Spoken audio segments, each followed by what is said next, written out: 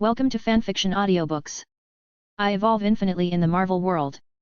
Chapter 1 Marvel and Mercenaries. It's 10 o'clock at night, and New York under the dark night is still like a city that never sleeps. The brilliance of neon lights is everywhere, and it is still bright and visible even in the night sky. A tall, handsome man wearing a black cloak was flying at low altitude 100 meters under the night sky. His speed was extremely fast, but he didn't attract anyone's attention, as if his whole person had blended into the darkness. In this New York, there is a very conspicuous building with the English name Stark Industries on it. The man took a deep look at the building. This was not the first time he had seen this very representative building. But no matter how many times he saw it, this iconic building and Tony Stark, the person in charge of this building, reminded him. This is not the world he lived in his last life, but the dangerous Marvel world full of superheroes and various supernatural powers. If he was just an ordinary person without any power, he would have to consider whether to hide far away. After all, New York in the Marvel world is not something ordinary people can stay in. And not only can ordinary people not stay here, they also have to pray that in a few years, they will not destroy themselves because of some purple sweet potato spirit snapping their fingers. Fortunately, he is not an ordinary person without the ability to protect himself in this life. He awakened the void system of the League of Legends, giving him some ability to protect himself in this dangerous world. The man flew all the way for a while and landed directly in front of a luxurious manor in Brooklyn. The man skillfully opened the door with the key and walked in. At this time, the man's cell phone vibrated quickly. The man took out his cell phone and looked at a series of newly sent text messages. The content of the text message is death. After deducting 5% of the foundry fee, the remaining money has been safely transferred to your account. We look forward to our next cooperation. Dear Mr. Harvey M. Locke, Zero Technology Company has transferred $14.25 million to your account. Your current balance is $163.24 million. Harvey M. Locke saw this scene with a smile on his face. A series of zeros on an account will make anyone feel happy when they see it. The man's name was Chu Wei in his previous life, and he was an out-and-out native of the Celestial Dynasty. In this life, Harvey M. Locke is an orphan. The only person who showed any kindness to him was the director of the orphanage. Although his life in the orphanage was not prosperous and smooth, it successfully allowed him to grow up. Because he awakened the system 2 years ago, he received help from the League of Legends Void system and gained the power of Hazek, the Void Predator, one of the Void races. It gave him the ability to blend into the darkness. As long as he was in a place with shadows, he could be invisible at will. He could easily cut through steel with a sharp blade. He had amazing physical fitness and almost abnormal level jumping power. Harvey also has the long lifespan of the Void Clan in League of Legends. The most important thing is that he has the ability to absorb all energy-containing substances and evolve. When Harvey Ambarica has power, it is certainly impossible for him to feel afraid of his own power or to hide his power. This is the Marvel world. As an ordinary person without power, he may die from accidental disasters caused by battles between heroes at any time in the future. Therefore, he immediately considered how to make money and improve his life. With his near-permanent invisibility, he can enter anywhere quietly as long as it's dark. He does have the ability to directly rob various wealthy people and even directly rob banks, but that is illegal. It's not that Harvey can't reveal his identity, but he doesn't want to deal with the FBI all the time. In the end, Harvey M. Locke chose to become a mercenary. As long as he can afford the price he wants, he will take the task and execute it. Depending on the tasks, this profession can be called a killer or a bodyguard. Although this is also illegal in a sense, it will not affect his daily life. After more than 2 years of mercenary life, his life has greatly improved. He bought many manors and villas with full payment, and he can also directly use money to buy all kinds of food and things he wants, so as to allow him to evolve better. As for the orphanage, he donated 1 million to repay that kindness. It's not that you can't give more money, but it's not a kindness that needs to be repaid with your life or even your whole life. So Harvey M. Locke felt that 1 million was enough to repay the kindness of those years. Even in the dark, Harvey could see better than during the day. Harvey walked through the long corridor and came to the living room, turned on the light, took out a bottle of wine from the wine cabinet, and sat on the luxurious sofa. He poured himself a glass of wine, then picked up the tablet placed aside and entered a black website to read. There are various tasks on it to assassinate a certain big shot, protect or even destroy a certain place. Except for Harvey not taking orders to assassinate Asians, he would consider taking any other orders, even those from the military. There are many things that the military of various countries cannot do openly. Where there are bright deeds, there will be unsightly darkness accompanying them. The military of various countries and some wealthy people need agents to deal with certain dark things, and agents are undoubtedly mercenaries like them who work for money. Harvey looked at some tasks posted on the dark web until Harvey saw a special task. The mission is to go to Afghanistan in 1 month and kill a person from the military. The minimum reward is 10 million, and the maximum can be 50 million depending on the completion of the mission. Harvey saw the location of the mission, and the person who posted the reward had full knowledge of the target's itinerary. He glanced at the year 2008 in the lower right corner of the tablet, and immediately knew who the person for whom the reward for this mission was to be captured was. Even though it was clear that the mission was to kill people under the protection of the military, there was also a high reward of up to 50 million, which proved that this order was anything but ordinary. But there are always a lot of desperados working for money in the world. It is no exaggeration to say that the reward of up to 50 million means that even if multiple people cooperate, as long as they complete this order, they can retire safely. Harvey had to do several jobs to make up for this one, but he didn't consider taking it. On the contrary, because Harvey knew that Tony Stark was about to start the Iron Man journey, he was wondering what insurance he had not purchased for the houses under his name. Harvey has been a mercenary for more than 2 years. Except for the beginning, Harvey's follow-up orders are basically big orders, and he will accept anything as long as the price is right. Naturally, it is impossible for him to only have a deposit of 160 million in addition to this manner. In fact, Harvey has been preparing since he learned that this was the Marvel world and gained powers. Purchase shares of Stark Industries, purchase various properties and configure a series of insurances. He knew that after Tony Stark became Iron Man, New York would soon become dangerous, which also meant that it was time to make money. As long as the preparations are in place, he can not only claim a large amount of money from the insurance company openly, but also steal money from Tony Stark. And the price he paid was just to move to a manor villa he owned in another city for a period of time. Thinking that there would be a lot of money soon, Harvey couldn't help but smile on his face. Iron Man stopped taking the order, and Harvey continued to browse other bounty missions. A message came through for personal contact. Mr. Death, we have a designated mission for you. Harvey looked thoughtful at this information. Although it is not common to assign tasks among mercenaries, as long as the reputation is big enough and the task completion rate remains high, there will still be designated orders occasionally. Moreover, the rewards for designated tasks are often sufficient, because they are calculated according to the rules set by the mercenaries themselves. The task he had just completed to assassinate a high-ranking Afghan official was worth 25 million. Since you have found me, you should know the price of appointing me to sell, right? So Harvey responded. At the same time, on the other side, when a bald black man wearing an eye patch saw this response, he found that the Grim Reaper did not ask about the specifics of the mission, but directly asked if he knew the price. He felt unparalleled confidence from it, which could even be called arrogance. Nick Fury had of course investigated the Grim Reaper before contacting him. In the mercenary world, no one knows who the mercenary codenamed Death is or what he looks like. There are only a few things that are known to countless people. The god of death joined the mercenary world 2 years ago under the codename Death. He always looks like a black cloak. This god of death only accepts large orders of more than 10 million, and he is ridiculously powerful. Rewards of more than 10 million are undoubtedly high-value rewards that require life and death to complete. Even if many mercenaries cooperate with other peer teams, they may not be able to ensure 100% completion, and may return in defeat. After all, sometimes, you may face an entire army of thousands of people with fully equipped firearms. Or you can enter an institution with layers of protection and steal the most confidential documents. Some tasks are difficult to complete even if some of his agents work together. But no matter what big order this god of death takes, he can complete it 100%.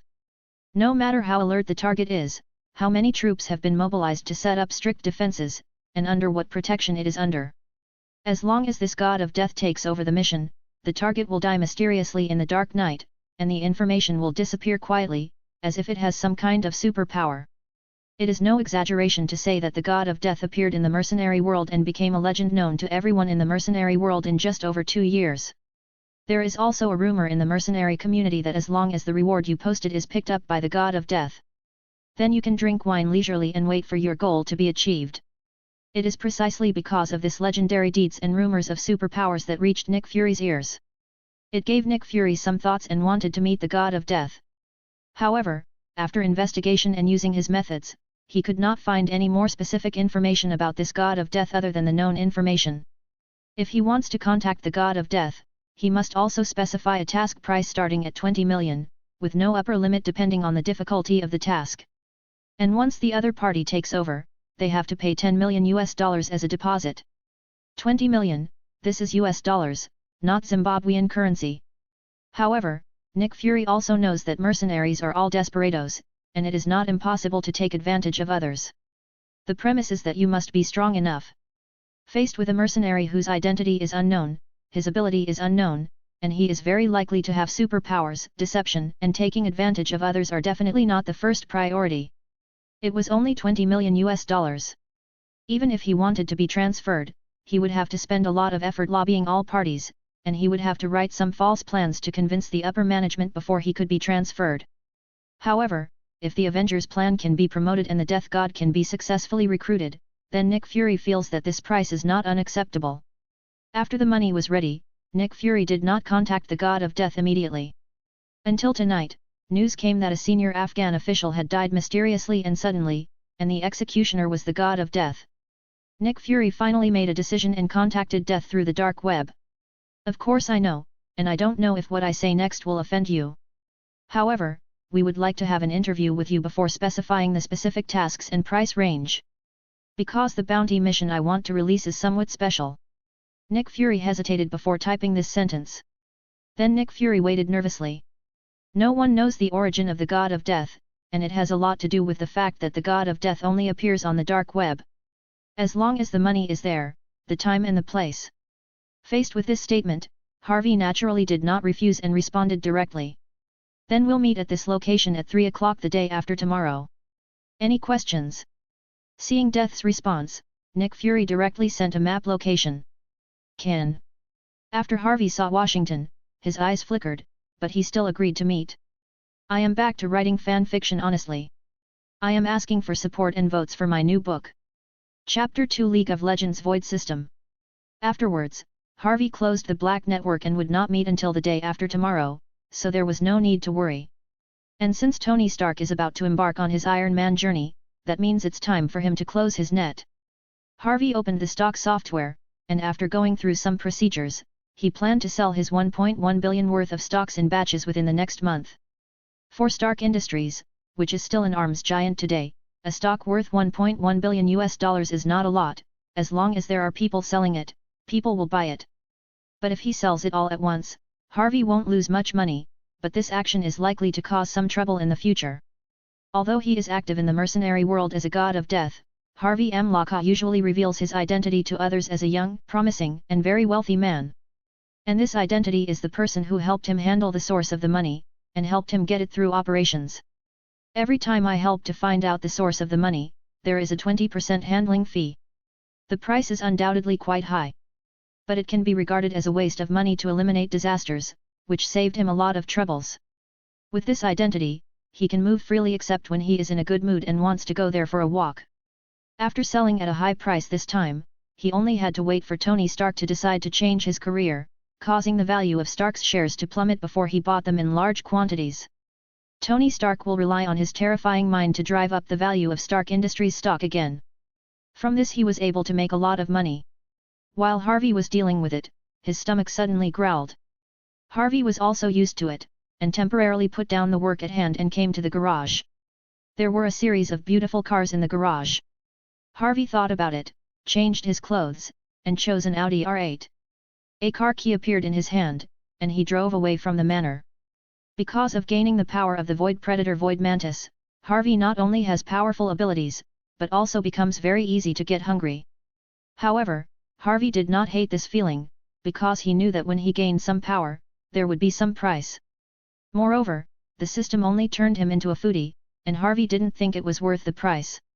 Harvey drove the Audi R8 and started heading towards his usual restaurant, Carrington. In the United States, in a less prosperous city, many stores would close early at 10 o'clock in the evening. This is one of the reasons why Harvey has estates in other cities, but chose to stay in New York temporarily.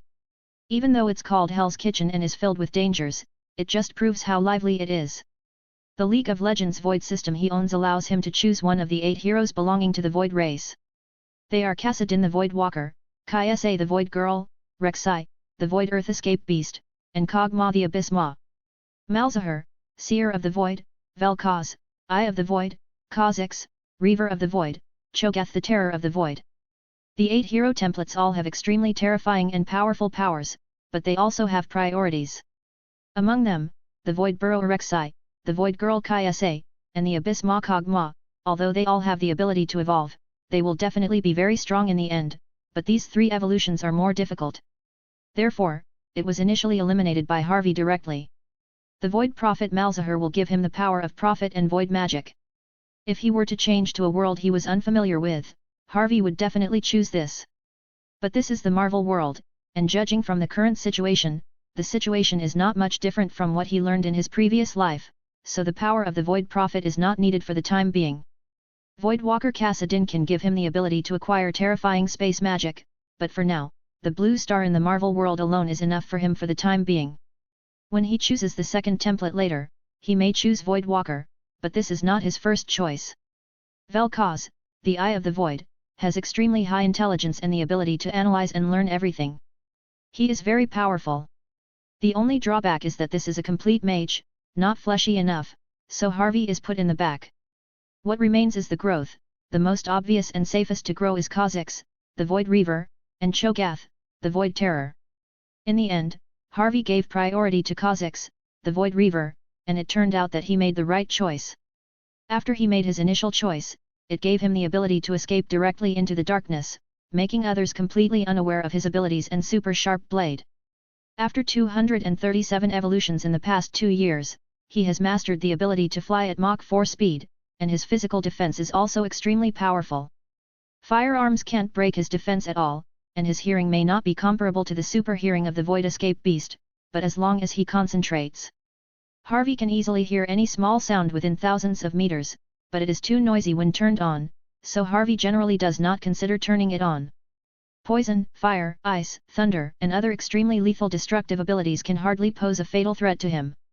Harvey knows that the current version of himself is definitely not invincible. After all, there are many heroes in the Marvel world whose abilities are almost unreasonable. At this stage, there are several powerful people from Marvel Blue Star, such as Ancient One and Captain Marvel.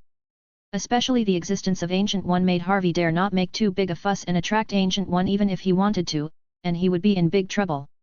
But Harvey is not in a hurry, because he is only at the beginning of his evolution and is far from reaching his limit. He can become stronger.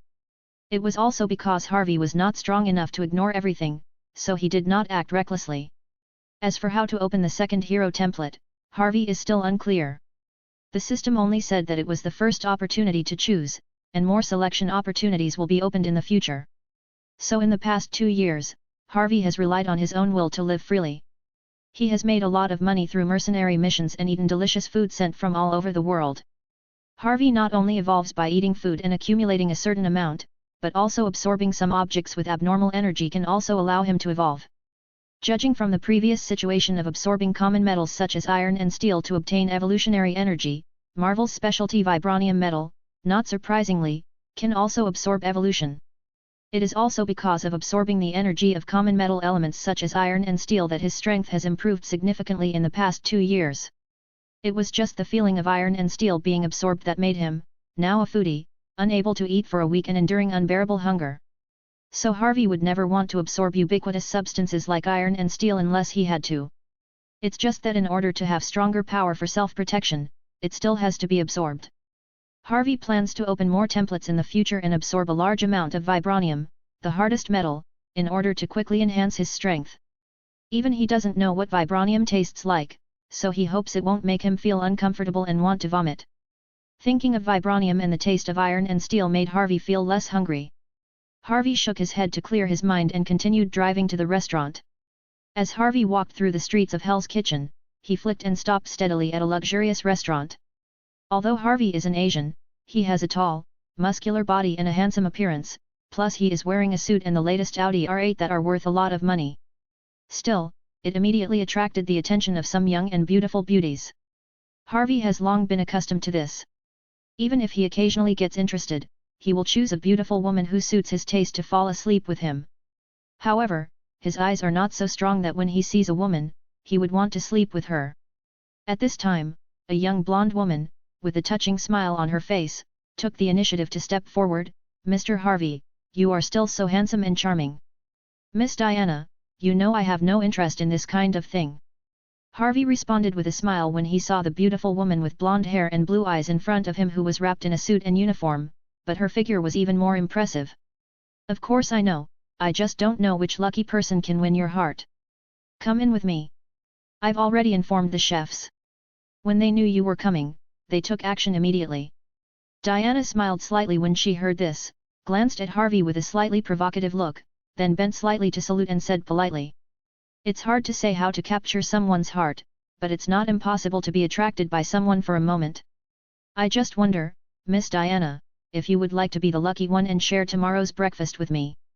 Harvey saw this proud white snow, and naturally he would not show weakness when faced with these slightly provocative words, and responded directly. Diana's heart moved when she heard this, and she looked up into Harvey's eyes with some expectation. Harvey Amlaka moved to New York just over a year ago. He is a young, handsome, and wealthy businessman, and his personality is approachable and polite. Although Harvey Amlaka is certainly not as famous as New York's famous playboy Tony Stark, he is still a man who attracts many beauties. If Harvey Amlaka really had that wish, she would really like to share the early morning breakfast with him. Because once you have a one-night stand, based on the rumors about Harvey Amlaka in the past, even if you cut off contact immediately, you can directly get a sum of money that is worth more than her decades of work. But when Diana noticed that Harvey's eyes were still extremely clear, she knew it was just Harvey's joke. Mr. Harvey is as good at joking as ever. So Diana suppressed the disappointment in her heart, responded with a smile as if nothing had happened, and continued to lead the way for Harvey. Harvey nodded slightly when he heard this, and walked in without saying anything more. After quickly filling his stomach with a lot of delicious food, it was already 12 o'clock in the evening, and Harvey drove back home. After Harvey returned home, he went directly to the secret training base beneath the manor, which has intricate terrain. And there are some targets that are moving at high speed. With Harvey's current power, few in the Marvel world can compete with him at this stage. The ability to compete with himself is too buggy, so Harvey can only adapt to the increased strength brought about by his evolution through daily self-training. Your evolution points have reached 1 million points, please choose the direction of evolution. Passive Intangible Threat Evolution Level 27. When there is only one person within 10 meters of the target you are fighting, you will be in an isolated and helpless state. Facing enemies in this state, your cutting and penetrating abilities will be greatly improved. Taste the Fear Evolution Level 32, instantly delivering 16 silent stabs. If the enemy is in an isolated and helpless state, the power will be greatly increased. The evolution level of Void Thrust is 40. It instantly releases explosive thrusts containing toxins around itself. The creature that hits will return its own life energy, which can accelerate the healing of all its own injuries. The current angle is 360 degrees, covering 1000 rice. If the target is in an isolated and helpless state, the power will be increased and the effect of absorbing life energy will be increased. Leap Attack Evolution Level 35, jump and land with an instant burst of terrifying power. The jump is greatly improved, the power when landing is greatly increased, and the flying speed is greatly increased. Void Attack Level 50, escape into the darkness of the void, your own speed will be greatly increased, and you can ignore all matter and shuttle through the dark void. In the darkness, no living thing will be able to detect you. The above skills will be further strengthened when you return to your hero prototype. Change is good. Kha'Zix, Void Reaver. Void Skin has evolved to level 25, Mental Resistance has evolved to level 15, and Hearing has evolved to level 13. Harvey added it to Void Skin without hesitation. Although if he has the ability of Void Fear Core Gas, his physical defense will truly evolve to a point where it is nearly indestructible. But now Harvey has no choice but to improve this Void Skin to increase his resistance to various attacks. His attack power is enough to easily kill countless people, but his physical body is not strong enough to ignore everything. Although he can also absorb other people's life energy to recover from injuries, there is no need to be too afraid of getting hurt. But when he needs to use recovery methods, it means that he encounters an enemy who can hurt him. He may need to consider retreating, although retreating is not difficult for him, and Harvey is not a fool. With his ability to evolve, it can be said that there is no need to worry about having no firewood.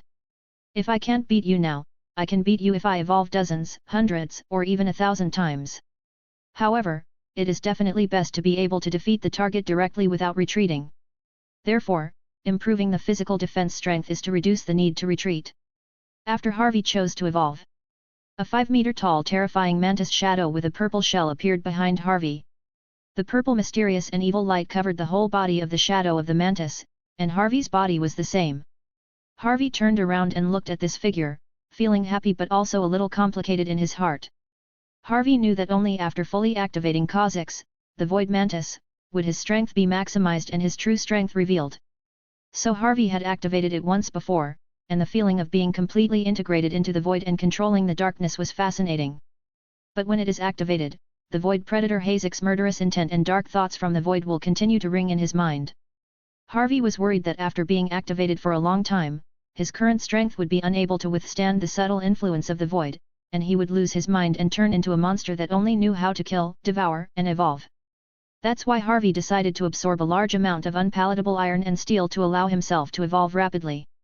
Let yourself be powerful enough without using the Void Predator Kha'Zix's shadow. You have evolved 238 times, and Void Skin has successfully evolved to level 26. The evolution points required for the next evolution are still only 1 million. Harvey put on a training suit and started training. He started flying, jumping, and attacking in the training base with a total of more than 3,000 square meters on 3 underground floors. He is now too powerful and has perfect control over his power. If he makes a mistake, he can easily cause a big mess and cause a series of troubles. Therefore, Harvey has never neglected to practice, and he only rests for 2 days at most every week to relax and unwind. This is also Harvey's daily routine after gaining strength. 3 chapters on the first day, this is the second chapter. Chapter 3 Nick Fury's attention. On the other side, Nick Fury saw that the god of death had agreed to meet him, and rubbed his brows, slightly calming down the excitement and nervousness in his heart. Sir, how many of us are going to go the day after tomorrow? According to speculation, there is a high probability that he is a male, right? Do you need to call Agent Natasha with you? Phil Coulson was always there, asking about the situation. Not many people knew about the intention to contact the mercenary codenamed Death, but Agent Natasha was one of them. If this god of death is indeed in line with their speculation and belongs to a person with superpowers, Chief Fury hopes to recruit him into the Avengers. However, the meeting fee alone costs $20 million. It has to be said that this is an extremely outrageous price, so it can be said that it is bound to be completed. You can just go with me. Agent Natasha is still investigating Harvey Amlaka, so there is no need to call her first. Nick Fury tapped his fingers on the table, considered the instructions before giving them. Harvey Amlaka is also a person they pay attention to because they have investigated Harvey Amlaka, a young rich man who suddenly appeared in the past 2 years. In the past, Harvey Ambalaka's parents died, and he was an Asian from an orphanage. Asians will have some benefits in the United States, but they will more or less be subject to some discrimination and cold treatment. Judging from previous experiences, Harvey Amlaka can be said to be a poor man, and there is nothing wrong with him. But when Harvey Amlaka was 19 years old, he suddenly won a lottery worth tens of millions of dollars, after paying taxes of $5.7 million. With $4.3 million, Harvey Amlaka chose to invest in Zero Technology and became one of its shareholders. Subsequently, many people continued to invest in Zero Technology and continued to pay dividends to Harvey Amlaka. With the money from dividends, Harvey Amlaka began to enter real estate and the stock market. As if he had the ability to predict the future, he never failed, and whatever he bought would go up. In less than 3 years, Harvey Amlaka, who is only 21 years old, has become a famous young rich man in New York. His net worth has increased hundreds of times, and his current net worth is as high as over $4 billion. Manors, luxury cars, and luxury watches are all available, which is why even though Harvey Amlaka is an Asian, he is still favored by countless young and beautiful women in New York. Since Harvey Amlaka has not committed any crime, the top management will not conduct in-depth investigation into Harvey Amlaka who has paid taxes. Normally Harvey Amlaka is a lucky man, but suddenly he got so lucky that he only bought lottery tickets 5 times and won a jackpot worth tens of millions of dollars and reached the top of his life. The speed of taking off is too fast.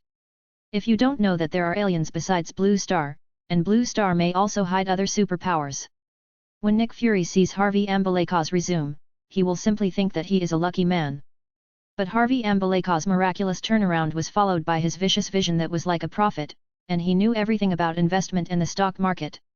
Moreover, Harvey Ambaleka's appetite is different from ordinary people, and the daily consumption alone is not something that ordinary people can afford. But usually, when Harvey Ambaleka appears outside, he is a young rich man who spends money like water and has an unusually good appetite. So Nick Fury just decided to send Natasha to investigate. It is definitely not possible to take action, because for such a high taxpayer, Harvey Ambaleka has not committed any crime. Their Homeland Strategic Defense Attack and Logistics Support Agency does not have the right to arrest or detain directly without the FBI. But if Natasha comes into contact with Harvey Ambaleka, she can discover that Harvey Ambaleka really has some unique superpowers. They really hope to win over Harvey Ambaleka. After all, the crisis that will endanger Blue Star will come soon. But I heard that Agent Natasha's work is not going well. It feels like a waste of time. She's in a bad mood now. Phil Coulson heard that he knew what Agent Natasha was going to do and said. Normally, with Agent Natasha's beauty, it would not be difficult to lurk around some successful men. Harvey Ambaleka also has a villa and estate under his name, so it stands to reason that he would hire a housekeeper or secretary to take care of it. But Harvey Ambaleka didn't do that.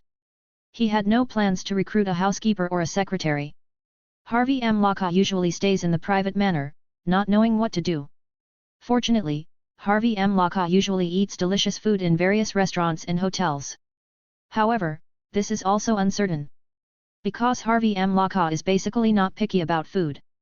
He may go to various restaurants, he may eat at the same restaurant consecutively, or he may suddenly go to Chinatown to eat at a stall.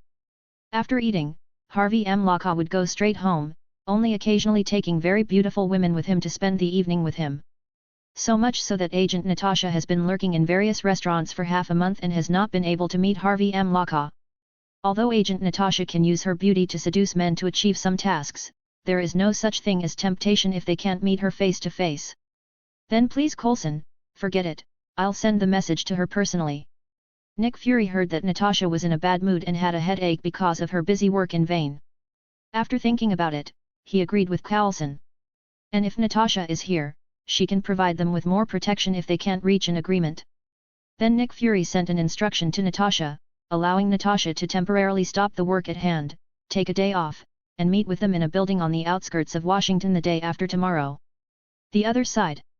Natasha, who had just finished a boring day's work as a waitress and returned to her temporarily rented house, saw the news and her irritable mood improved slightly.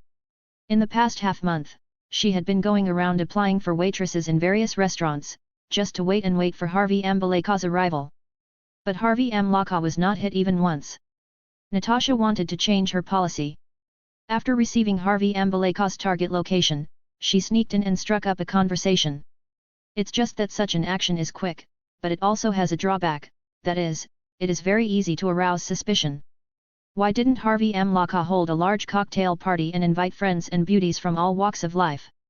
Or attend soirees and parties hosted by someone of some notoriety? Then she would have many ways to sneak in and formally meet Harvey Ambaleka. However, it is common for target people not to act according to their own ideas, so Natasha adjusted her mood and went to sleep comfortably. As for why Nick Fury asked her to meet up, she didn't think too much about it. It would become clear when the time comes. I dedicated 10,000 words on the first day, please recommend and read more. Chapter 4 What race are you? 2 days passed quickly. At about 1 o'clock that afternoon, Harvey put on a cloak and covered himself directly, releasing an eerie and cold aura from his body. He left his home invisibly and headed to the rendezvous point mentioned by the person who posted the reward. In his usual identity, Harvey would drive or fly there, but when he uses his identity as the god of death, there is no need to hide it. Soon, in less than an hour, Harvey had arrived at the location mentioned by the other party. Harvey looked around and listened, and found that except for the 3 breaths of life, there was no other breath in the building. There were some people wandering around in the distance, staring in this direction vaguely. Harvey saw that they were wearing suits and ties, like office workers who could be seen everywhere, but their life energy exceeded that of ordinary people, and their physical fitness was at least above that of ordinary people. Harvey cannot directly see through a person's identity. But he can determine whether a person is strong through life energy. Absorbing these people can allow him to get a lot of evolution points, but Harvey will not kill people for no reason, and he will tell others after accepting the mission. Based on the clothes of these people, there are 3 possible identities of these people: plain clothes FBI, mercenary, or agent. As for his identity, Harvey didn't think about it further. Anyway, he would know who the person he wanted to meet was. He is not a kind-hearted mutant, thinking that he can't do this or that. If someone exudes obvious hostility towards him, or even attacks him, he will kill them outright. Then, Harvey landed directly from the air and went down to the 6th floor. When he looked at the beautiful red-haired woman in the window and the other 2 people in the room on the floor, he had already recognized the other person, so Harvey's body went directly through the window and entered the floor.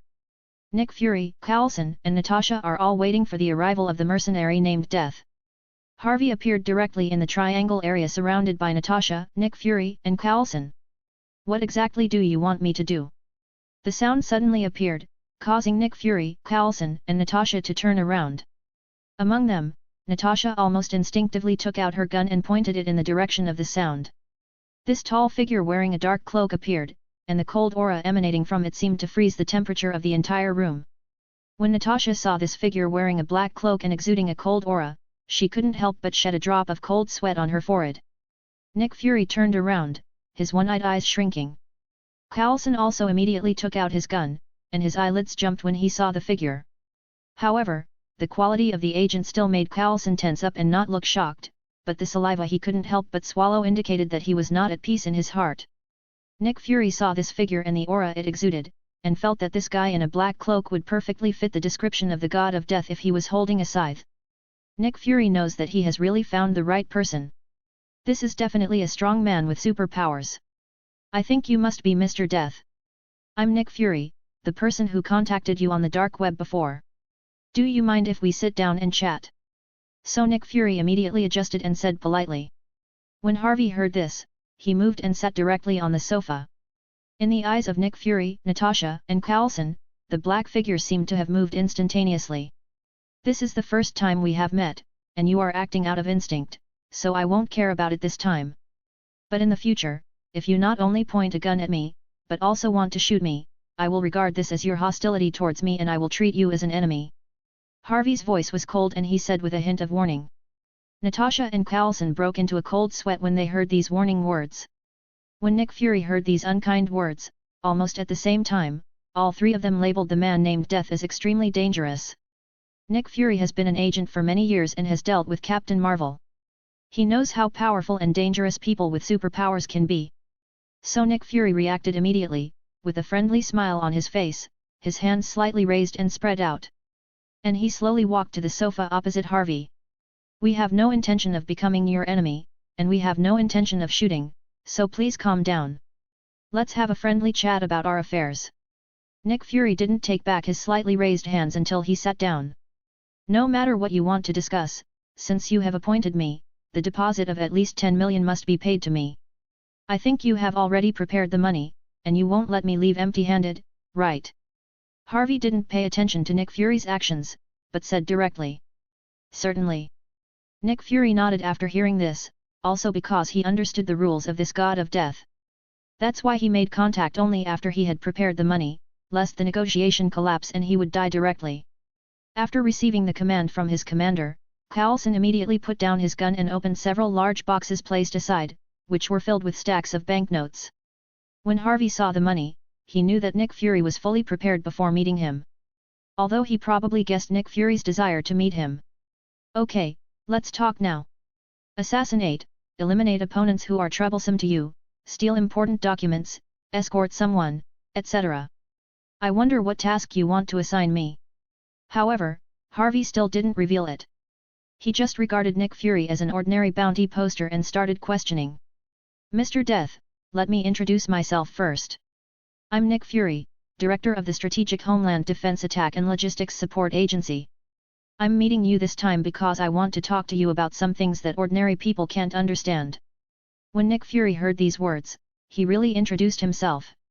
As for Natasha and Coulson, it's not appropriate to introduce them too much before the Grim Reaper agrees to join them. Compared to the FBI, which is easy to remember and pronounce. The name of your department is really long and difficult to pronounce. Harvey thought for a moment after hearing this, and then said. As soon as Harvey said these words, the faces of the 3 super agents present inevitably showed a hint of embarrassment. Nick Fury pretended to cough, trying to relieve the embarrassment, and then spoke seriously. Ahem, this name is a bit too long. We are also considering how to modify or abbreviate this name. But the name doesn't matter. What matters is what I want to tell you next. Mr. Death, although I don't know your specific abilities, I think you should be a superpower, and you are fully confident in your own strength. It's just that even if you are as powerful as you, I dare say that the world you come into contact with is only a small part of the world. Nick Fury started his own rhetoric, trying to convince Harvey to join the Avengers. Harvey can't say that he fully understands Marvel, but he also understands most of the things in it. Of course, it is impossible not to know these things. Are you trying to say that your so-called Homeland Strategic Defense Attack and Logistics Support Bureau knows more than me? But Harvey still said calmly. Yes, first of all, you need to be mentally prepared for these things, and the situation needs to be big, in order to be able to accept what I said. There are unknown aliens in the universe that we have not yet begun to truly explore. They have been to Earth once before. And that time fortunately there was a superhero named Captain Marvel who helped us resist and successfully repel those aliens. That's why we humans were spared. If we failed to repel it, the fate of humanity would be unimaginable. Nick Fury nodded upon hearing this and began to speak passionately. It sounds like there's no need to be mentally prepared. Since there is a person with superpowers like me, it's not surprising that there are aliens, right? And even if they are aliens, they can't hurt me. Harvey said unmoved upon hearing this. This is not just because Harvey knows the Marvel world. Even in other worlds, once there are people with superpowers far beyond ordinary people, or strong people, then it is just a normal thing to have powerful races other than humans, that is, aliens. For example, in the League of Legends universe, there is not only one race, humans.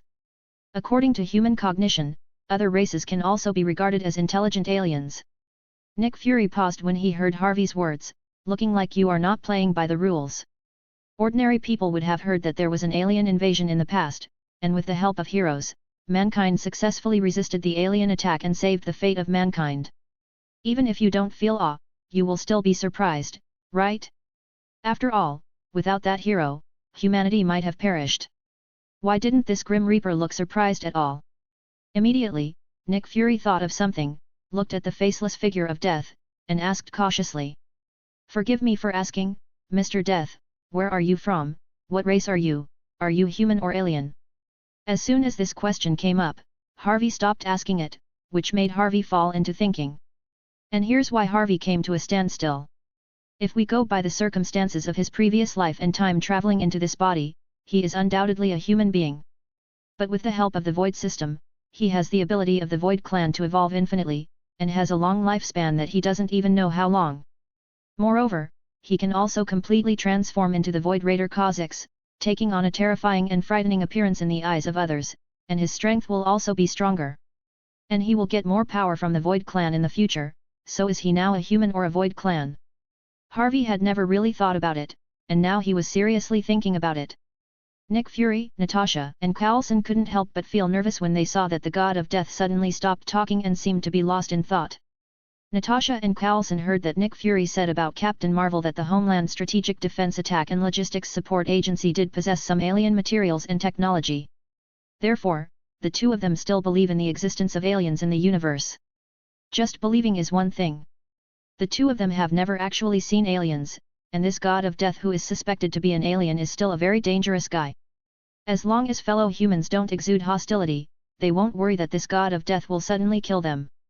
But if this God of Death is an alien, he doesn't have the sense of belonging of Blue Star or the sense of belonging of human beings. If you let them reveal your identity at this time, you may not necessarily start a confrontation with them at any time. 10,000 words are updated today. This is the first update. Chapter 5 I Come from the Void. Considering the nature of his strength and longevity, Harvey is undoubtedly more inclined towards the Void race than humans. Perhaps because he was a human in his previous life and at the beginning of this life, he has some sense of belonging to humans, and may sometimes favor humans. But this sense of belonging, although it will not disappear as time goes by, will undoubtedly become weaker and weaker with the passage of time and my long life. When Harvey thought of this, he had already made a decision in his heart. I come from the void. Under the wary looks of Natasha, Nick Fury, and Coulson, Harvey spoke. Nick Fury, Natasha, and Coulson's eyes shrank. Natasha and Coulson's bodies almost instinctively wanted to move, but remembering the warning just now, they stopped touching the gun. And it was at the same time that Harvey said these words. It is detected that the host has not deceived itself and evaded itself, and has affirmed its own will and existence.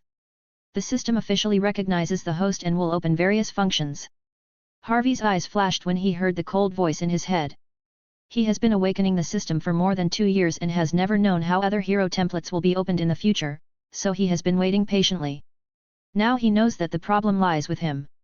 Although he did not reject the void in the past, he did not completely accept the void either. At least until Nick Fury asked himself what race he belonged to and formally thought about it, he had never considered himself a void race, so the system did not officially recognize it as its master. Nick Fury originally confirmed that the god of death was a person with superpowers, but he thought he had transferred to Big Fish and wanted to win the god of death to join the Avengers. As long as we are both human beings, we need to make each other realize that Blue Star is currently in a lonely boat in the universe and may be overturned by huge waves at any time. Then it was possible for the other party to agree to his invitation and join the Avengers to contribute to mankind, but he never thought that the other party was not a human being, but an alien. This made it difficult for Nick Fury to say many of the words he had prepared. Blue Star is mankind's only home at present. If it is destroyed, it will really be gone. But for aliens, Blue Star is just a temporary place to stay. Even if it is destroyed, they will probably have to go back to their hometown at most. However, given that this god of death has been in Blue Star for more than 2 years, and is only doing mercenary work, it did not cause too many devastating disasters to Blue Star, which proves that the other party has not thought about destroying Blue Star. So this friend from the void, what is the purpose of your coming to Blue Star? But Nick Fury asked anyway in order to know how to communicate with the god of death. At the same time, Nick Fury also warned Natasha and Coulson with his eyes, asking them to suppress their thoughts. Although humans have mushroom eggs, even if there are aliens, it should be possible to kill them. But the price to pay is too high, so the first priority is to judge whether it is an enemy or a friend. See this beautiful planet, come here to travel and experience life. When Harvey faced this question, he lied as naturally as breathing. Nick Fury, Natasha, and Coulson all felt that this reason was ridiculous, but the other party was unwilling to express their true intention, and they could not force the other party to do so. Because of the strength shown by the death god just now, their chances of winning if they take action are not high, maybe even 0. Therefore, they must not take action against the other party. At least with their current situation, they are not enough to force this god of death to say what they want to hear. My friend, since you have no intention of hiding your identity, it means that we should have the possibility of communicating, right? There was a forced smile on Nick Fury's face that everyone could see. Aren't we just communicating now? Harvey saw Nick Fury's probing and warning about him in his eyes and words, but he didn't care and replied casually. Look at how stupid I am. When Nick Fury heard this, he knew that this was a relatively friendly signal, so he touched his round and glorious head and said, pretending to be stupid. I received your deposit, tell me what you want me to do for you. Harvey did not deliberately get involved in this matter, but acted as if it was business. Although Nick Fury has things he asked the god of death to do, intelligence is more important than those things that can be solved by sending agents. So Nick Fury also spoke. Originally, I had something to ask you, but now I know that you are from the void and are an alien. Can I buy some information from you? Although I am paid to do things, it also depends on what information you want to know. Harvey knew what Nick Fury, an old fox, thought, but he didn't refuse. The information I asked for will definitely not test you. I just want to ask, how many aliens are there in the universe that are relatively close to Blue Star, and what is their technological level? Or do they have some special abilities? And is Blue Star currently exposed to the eyes of other aliens? Nick Fury heard this and also expressed his problem. There are many intelligent beings in the universe, and their technological level far exceeds that of Blue Star. Space jumps, space battleships, interstellar energy cannons, etc. are all available. But those are too far away from Blue Star. You know too much about them now, which only adds to your troubles. It's hard to say about abilities. There are so many races and they have different abilities. Even putting aside those innate abilities, there is no doubt that the average physical fitness of aliens far exceeds that of humans. In terms of distance, including Blue Star, the other surrounding worlds are collectively called the Nine Realms. Asgard, the fairy palace among the Nine Realms, where the Asa clan lives, is what you humans call God, the god King Odin. Blue Star has always been exposed to the eyes of aliens, and many aliens have visited Blue Star in the past. Like the Kree, Skrulls. It's just that Odin is still alive, so other races don't dare to act too openly. Naturally, Harvey will not deliberately leak the future to prevent the trajectory of the Marvel world from changing too much and making all the information he originally knew become elusive. However, Harvey can still explain some answers that do not affect the general trend. As long as there is no big deviation, Thor will definitely be demoted to Blue Star in a few years. By then, the existence of the Asa clan will also appear in the eyes of many people on Blue Star. When Nick Fury heard Harvey mention the Kree and the Skrulls, he knew that the Death God in front of him knew much more than he expected, and he also made the Death God's words more destructive. Reliability. You mean, our human myths and legends are true. We humans have always been protected by that Asa clan. But at the same time, this also caused some questions in Nick Fury's heart. While legends vary, many are undoubtedly true. If there is a chance in the future, you may be able to meet the Asa Protoss. Harvey nodded slightly when he heard this, confirming what he said. I have a question, Mr. Death. You said Odin is still alive, so aliens don't dare to mess around. So that means that in the future, Odin in our human mythology may die, right? When Natasha heard this, she couldn't help but speak. Harvey glanced at Natasha after hearing this and did not answer. However, Harvey's silence at this time was like a sure signal, making Coulson, Natasha, and Nick Fury feel tense. This god of death specifically mentioned that God King Odin is not dead yet, so aliens do not dare to mess around. This means that once God King Odin dies, humanity will also face the arrival of other aliens in the universe. And this god of death did not answer the question of whether Odin will die, which also indicates that even the god King Odin has a lifespan. Nick Fury did not blame Natasha for asking questions without permission. He had already learned the information he wanted and was more determined to form the Avengers. It's just that Nick Fury knows that it is impossible to directly win over this god of death. Thank you for the information, Mr. Death. I wonder if there will be any chance for us to cooperate in the future. So Nick Fury showed a kind smile on his face and asked in a friendly manner. Depending on the mission, as long as you can afford the reward, I won't agree to your cooperation. Harvey did not reject it completely, but gave an ambiguous answer. Although he would be a fool not to make money when he has it, but if he has some money, Harvey still won't make it. When Nick Fury heard these words, he knew that he could invite the god of death without paying the minimum price. Whether the other party was willing to take action or not depended entirely on the other party's wishes. It can be said that humans are completely passive, a feeling that Nick Fury dislikes very much. Thank you very much. Although it was our first meeting, we had a very pleasant chat. I hope we can have opportunities to cooperate in the future. However, they currently do not have the ability to reverse the situation, so Nick Fury also said with a smile. Hope so. When Harvey heard this, he also knew that Nick Fury was just giving up and wanted to leave a good impression on him, so he also replied in a friendly manner. Then, Harvey disappeared, along with the boxes of US dollars. Natasha and Coulson looked a little wary when they saw the god of death disappearing as if teleporting. Sir, he is too mysterious. There is no guarantee that what he says is true. Maybe he might be a human. After all, we can't tell his true identity. Then, Coulson looked at Nick Fury and asked for his opinion. Nick Fury's thoughts were constantly swirling in his mind. After hearing these words, he took a deep breath. The smile on his face disappeared and turned serious, and he said something else. Coulson, what you said makes sense.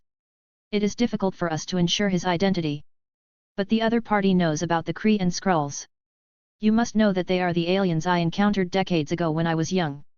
Except within our bureau, the news never spread, but the other party mentioned it. And according to the way this god of death comes and goes without a trace, it is too easy to obtain a large amount of money. But the other party chose to be a mercenary to get money. This just proves that the legendary Odin may be real. Because of Odin's existence, this god of death doesn't dare to mess around too much on Blue Star. They had no way of knowing the true face of the god of death, so even if the god of death killed them, the higher UPS would not be able to investigate. What the country and the law can restrict are human superpowers or heroes, because as long as superpowers and heroes are human beings, they have things to worry about in Blue Star. But for these aliens, their human laws have little effect. The root cause of this problem is that the weapons currently in the hands of humans are too weak and they do not have the capital to negotiate terms with aliens. Therefore, the formation of the Avengers is inevitable, and it can even be said to be somewhat imminent, because it is unknown when Odin will die. Natasha, I don't care what means you use. Hurry up and get in touch with Harvey M. Laka and test it out to see if he is a superpower. Nick Fury gave the order directly. Natasha also knew the importance of the matter, nodded and left. Coulson, go and collect more people with slightly weird deeds. I'm going to take care of some trouble. Nick Fury looked at his confidants, gave instructions, and left. This information learned from the mouth of death can be said to be priceless to Nick Fury. However, obviously you cannot tell all these things to the higher UPS, so you have to do a good job of deceiving them. The second update is here, please count the votes, please. Chapter 6 Spreading the Power of the Void. Harvey took the money and flew all the way back to the luxurious manor in New York. He put the money in the basement, changed his clothes, and called out of the system.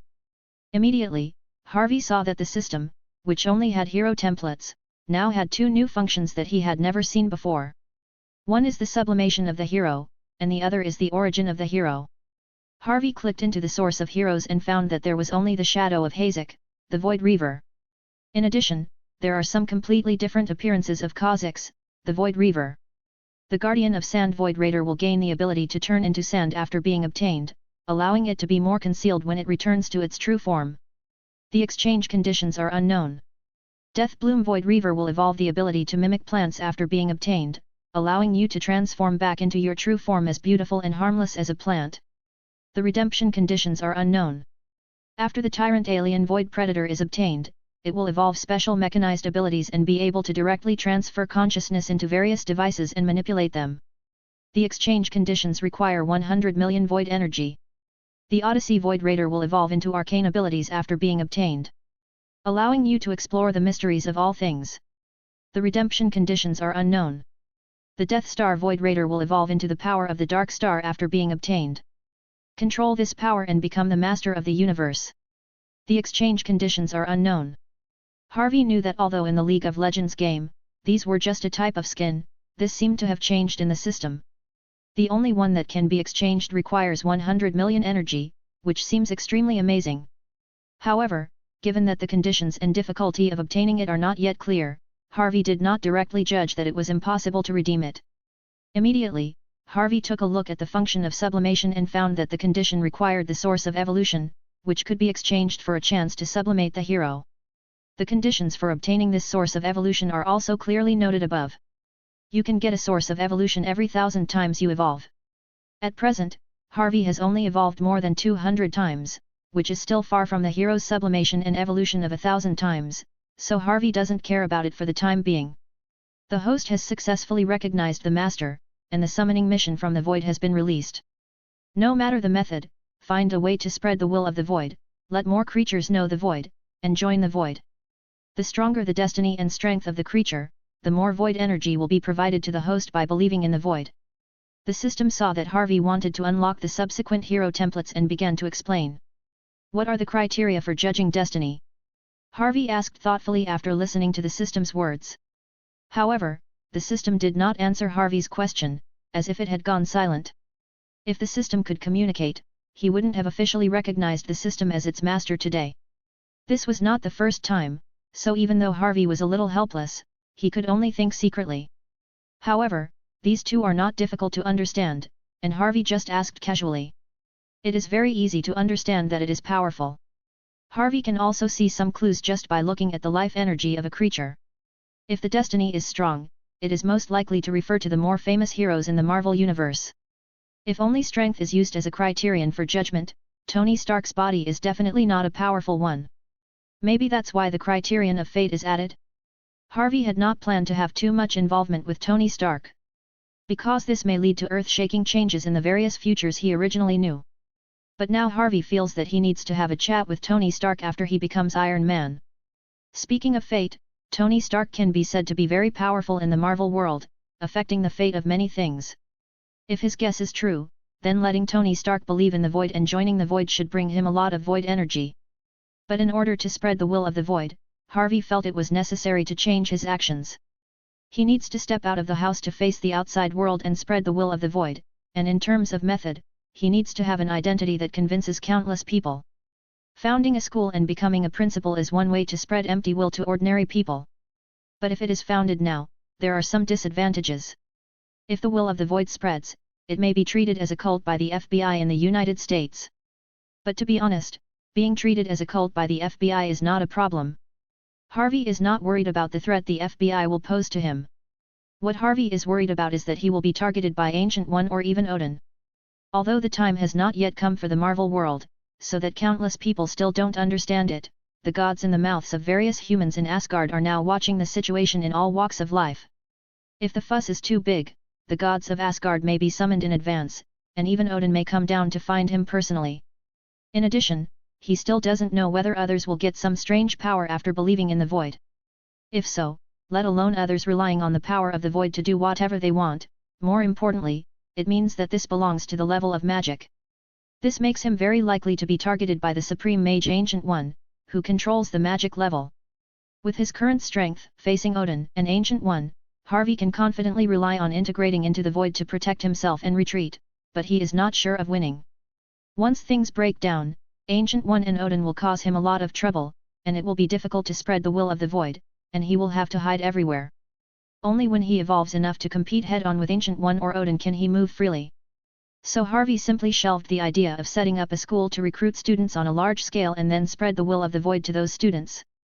And the system also said that attracting creatures with strong strength or powerful destiny can get more Void energy. After thinking about it so far, Harvey has some goals, and it's just the beginning. It would be fine if he did some covert actions to win over some people. As for the matter of starting to spread on a large scale and earning Void energy crazily, it should be easier for him to go to the universe and establish a Void God cult casually. And if he wants to go to the universe, the best time will be when he has the hero template of Void Walker Kassadin and can freely travel between Blue Star and other planets in the universe. Harvey is honestly in no hurry at all, he has a long life ahead of him. If he is cautious, it is not impossible to start formal actions after killing Odin and Ancient One. Anyway, Odin and Ancient One don't have many years left to live. Of course, the best thing is to be able to pull Ancient One and Odin into the Void of Faith, but after thinking about it, Harvey knew that it would not be that difficult to do it. The Ancient One is waiting for the disciple who will inherit her mantle. Doctor Strange will grow up, and then he will die to make his determination clear, allowing Doctor Strange to strengthen his direction and take over the position of the Supreme Sorcerer. Odin is a god king who has conquered the universe for many years and defeated countless powerful enemies. The pride in Odin's heart is definitely not comparable to that of ordinary people. It's a good thing that the other party didn't let him believe in Asgard. If Odin and Ancient One hadn't died so quickly, they would have allowed him to evolve 1,000 or even thousands of times. Harvey was confident that Odin and Ancient One would surrender to his power and eventually worship and believe in the Void. It's a pity that neither Ancient One nor Odin has a few years left to live. Third update, please vote for recommendation. Chapter 7 Life is like a drama, it all depends on acting skills. After making up his mind, Harvey knew that it was not the time to make a big move yet, so he didn't think too much about it for the time being. Just by wandering around and selling a few pieces of information, he made $10 million. Harvey could only say that the more the merrier. Harvey was in a happy mood and swam in the swimming pool for several hours. It was also an exercise in his exquisite control of his own power. Having evolved more than 200 times, he can cause terrible damage with just a single stroke. The swimming pool will be shattered with just one stroke. In fact, Harvey had torn apart a lot of things more than once because he had just evolved and was unable to perfectly control his power. This is also the fundamental reason why Harvey doesn't want to recruit fixed people to help him manage the manor. Now, he is not yet at the point where he can control his own power as he pleases every time he evolves. Once some trouble occurs, it will easily affect his current identity. Then Harvey lay on the sun lounger in the courtyard of the manor, drinking freshly squeezed juice, eating fresh fruits, and watching the gorgeous dusk as if he was drunk. Life must be so comfortable and comfortable. After resting for a while, as night fell, Harvey changed into a handsome suit and leather shoes, and this time drove a Ferrari convertible out. After dinner, he will do some after-dinner exercises. But just as Harvey was driving out of the manor, a woman blocked Harvey's path. This is a beautiful red-haired woman wearing a tight leather jacket. She is the Natasha whom she met in Washington not long ago. Harvey was a little confused as to why Natasha, the Black Widow, found him. Have you been exposed? This idea was immediately rejected by him. He admits that he has never done anything out of the ordinary, and he is not high profile. Even when he travels, he drives normally, and the places he frequents are various restaurants. Because eating a lot of food is not only a kind of enjoyment, but also brings him many evolutionary points, so that is one of the things Harvey will do every day. It's just that Harvey's car was forced to stop. Even though he knew that Natasha had the ability to dodge, he couldn't hit her directly. You crazy woman! This is not how you touch porcelain. So after Harvey was forced to stop the car, he glanced at Natasha and cursed directly. Mr. Harvey M. Laka, I am from the Strategic Homeland Defense Attack and Logistics Support Agency. I don't mean any harm, I just have something I want to talk to you about. Facing this curse, Natasha's expression remained unchanged. Instead, she took out an ID and directly explained her purpose of coming. When she learned that Blue Star had been exposed to the universe, she was even suspected of being an alien god of death, and was currently behind Blue Star. Natasha felt that the task of testing Harvey M. Laka to see if he was a superpower could not be delayed any longer. So Natasha chose to intercept directly. As long as they met above, the conversation and testing would become easier. Put aside the fact that I've never heard of the department you're talking about. Do you want to talk to me? Harvey didn't know what Natasha was going to do. But he just followed the behaviors and thoughts of ordinary people and said it without politeness. The Homeland Strategic Defense Attack and Logistics Support Bureau is a special force that specializes in handling various strange incidents. It has always been hiding in the dark and dealing with supernatural incidents. It is normal for most ordinary people to have never heard of this name. I'm sorry for my attitude, but I also have some unspeakable secrets. Therefore, in the face of Harvey M. Laka's rudeness, Natasha first apologized, then directly took out the gun and pointed it at Harvey. Facing the dark hole of the gun, Harvey already knew Natasha's purpose, which was nothing more than to test whether he was not an ordinary person. If you have something to say, there's no need to use a gun, right? What is your purpose? Is it money? How much do you want? I can give you whatever I have. So Harvey shrank his eyes, raised his hands, showed a compromising expression on his face, and said in a flattering tone. Natasha also noticed that Harvey M. Laka's slight change in expression and tone made her somewhat unpredictable about Harvey's thoughts. But Natasha thought for a moment and knew that Harvey couldn't hide it even if he wanted to in a crisis, so she moved her finger slightly closer to the trigger of the pistol. Don't! Harvey saw Natasha's movements, with a horrified expression on his face, curling up and shouting. He dared not resist at all because the bullets could not penetrate his body, and he did not believe that Natasha dared to shoot him directly. Bang! Bang! Bang! 3 consecutive gunshots rang out under the night sky. It's just that Natasha's shot, which was originally aimed at Harvey, changed direction and missed. Then, after a few seconds, Harvey touched his body in shock and found that he was not injured. I'm not dead.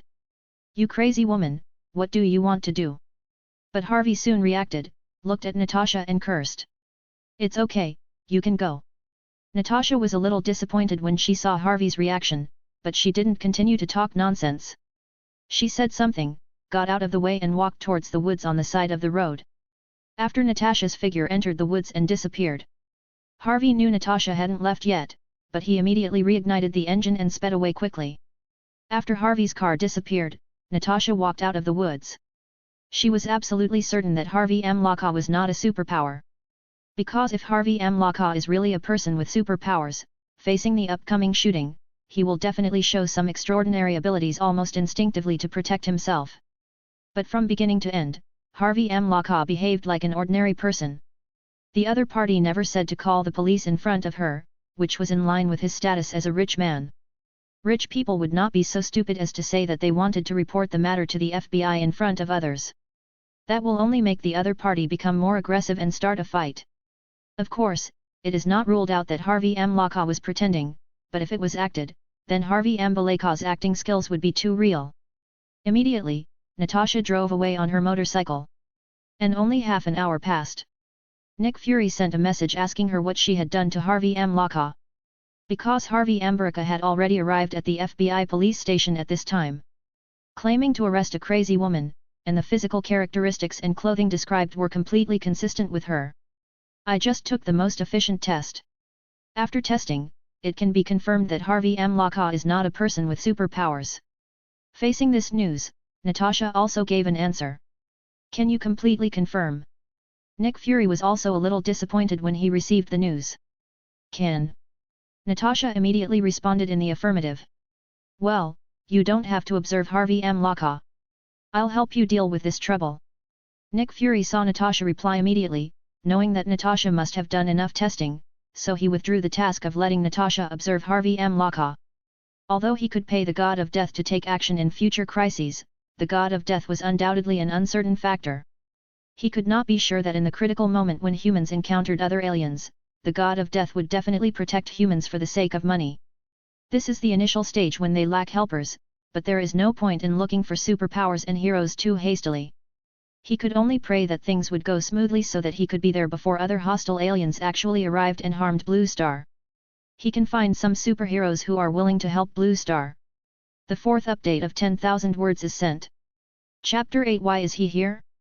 On the other side, after Harvey left the New York Police Department and got into the convertible, a smile appeared on Harvey's face.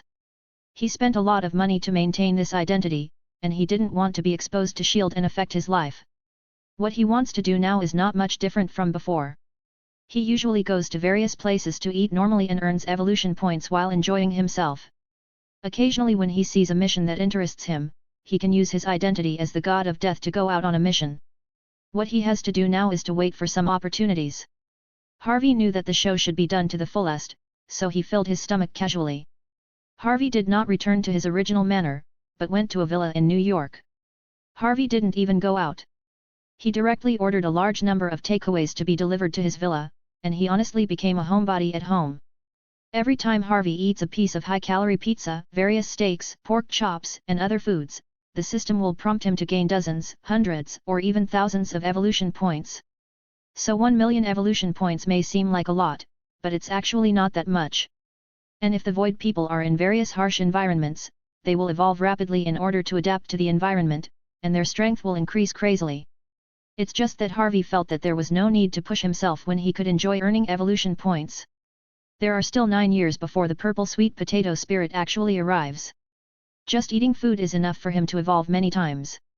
Not to mention that he had already planned to go to Wakanda to absorb a large amount of vibranium when the time came. Although the smell of iron and steel absorbed made him nauseous, it was probably because it didn't taste very good. It is a substance that can only be absorbed in extremely harsh environments, so the evolutionary points given are very significant. During this period of being a homebody, Harvey sold his shares of Stark Industries. Harvey would also look at the dark web, and the bounty on Tony Stark had already been accepted in just a few days. This indicates that Iron Man Tony Stark will soon appear in the world. When Iron Man appears, the whole of New York will become even more chaotic. This can also be said to be the official start of the first phase of Marvel. Harvey will definitely not affect these causes and effects, because this is the most important event. If Tony Stark can live and change his mind, it will prove that his line most likely belongs to the main universe. If Tony Stark dies, it means that his line is just a line in the parallel universe. If it is the former, if he is in the main universe, when he has the opportunity to unlock the next template, he can give priority to the hero template of Korgas, the Void Terror, or Kassadin, the Void Walker. Obtain the ability of one of them to make yourself stronger and perform better. If it's the latter, the world he lives in is just a line in a parallel universe. Harvey will take the initiative to win over various heroes, so that he can quickly get the opportunity to unlock the template and regain the ability of the Prophet. Anyway, no matter what universe he is in, Harvey already has the confidence to survive and evolve, and to be in an invincible position. Next, he just needs to see where the Iron Man thing goes. Harvey eats 5 meals a day, and each meal can feed hundreds of people, constantly gaining evolutionary points. After eating, Harvey would begin exercising to further strengthen his control over his own strength. After a month of being in this homebody life, Harvey completely gave up Nick Fury's idea.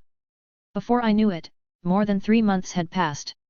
In this otaku life, Harvey evolves once a week on average and has already evolved 18 times. Now that his offensive ability is sufficient for the time being, the priority to improve is of course his defensive ability. Harvey added all those 18 times to Void Skin's original 25 evolutions, and enhanced it to 43 evolutions. Now his physical strength and defense have reached a very terrifying level. Harvey has been to the Pacific Ocean and done many tests. After so many evolutions, he can go deep into the deepest part of the seabed without any protection using his physical body alone. Moreover, the water pressure at the bottom of the sea is a harsh environment. Frequent testing allowed Harvey's body to actively adapt to the environment and automatically evolve the ability to breathe in water 6 times. Now he has evolved a total of 262 times, and the directions of those 6 evolutions are all the evolution of breathing. The evolution brought about by adapting to the environment cannot be chosen by oneself in the direction of evolution. This is also the reason why Harvey doesn't want to go to various places and torture himself to evolve. After all, some abilities have evolved, but they are not of much use for the time being. Instead, they will lead to an increase in the number of evolutions, making the points required for his independent evolution higher. But on this day, Harvey was eating potato chips and watching the news, when suddenly the news changed. According to the news we just received, Tony Stark, who has been missing for more than 3 months, has successfully returned to New York. Harvey saw the news that the missing Tony Stark had returned safely to the United States. And Stark Industries is preparing to hold a press conference. Harvey saw this scene with a smile on his face, but he did not choose to short Stark Industries stock.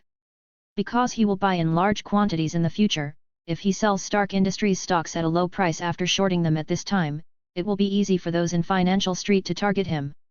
Harvey chose to drive out to Stark Industries, intending to see the upcoming press conference with his own eyes.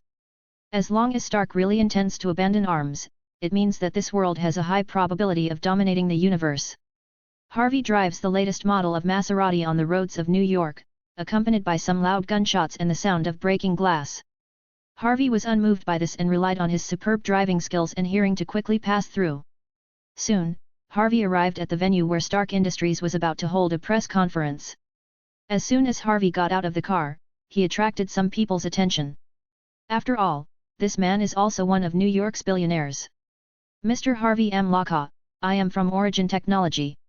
I wonder if I can talk to you. A white man in a suit and glasses saw Harvey's arrival and took the initiative to step forward and said politely, I came here to see Tony Stark. If you want me to invest, just try to make your plan bigger first. I will invest when the time is right. Harvey smiled and said casually after hearing this, and then walked into the venue. Specially come to see Mr. Tony Stark. Mr. Harvey M. Laka, are you friends with Tony Stark? But you seem to have never attended any exhibition or banquet hosted by Tony Stark, right? Some beautiful reporters heard Harvey's words and took the initiative to step forward and want to interview the reason. You're right, I've never met Tony Stark in a formal setting.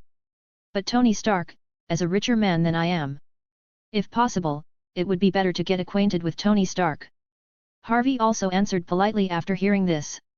Is this a signal that you intend to invest in Stark Industries in the future? A beautiful news reporter heard these words and immediately asked a question. Harvey M. Laka is 21 years old and one of the billionaires who has emerged in the past 2 years. In just over 2 years, Harvey M. Laka's net worth has transformed, reaching an astonishing net worth of more than $3 billion.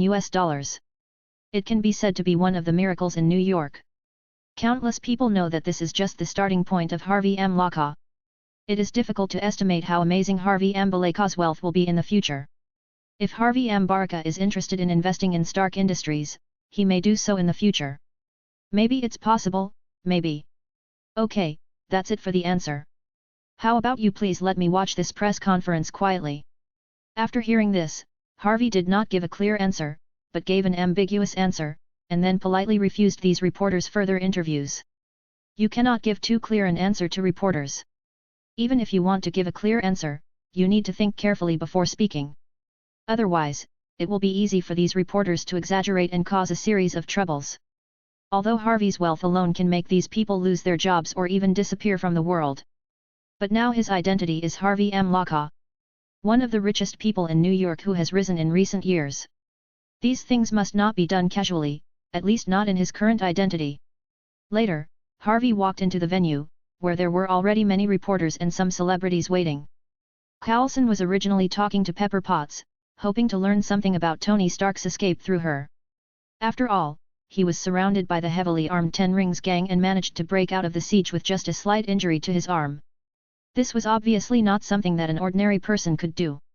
Why is he here? But Coulson suddenly saw Harvey M. Locke also coming, and said with some surprise. When Pepper saw Coulson, who claimed to have a long list of names that were difficult to pronounce, he turned his attention elsewhere.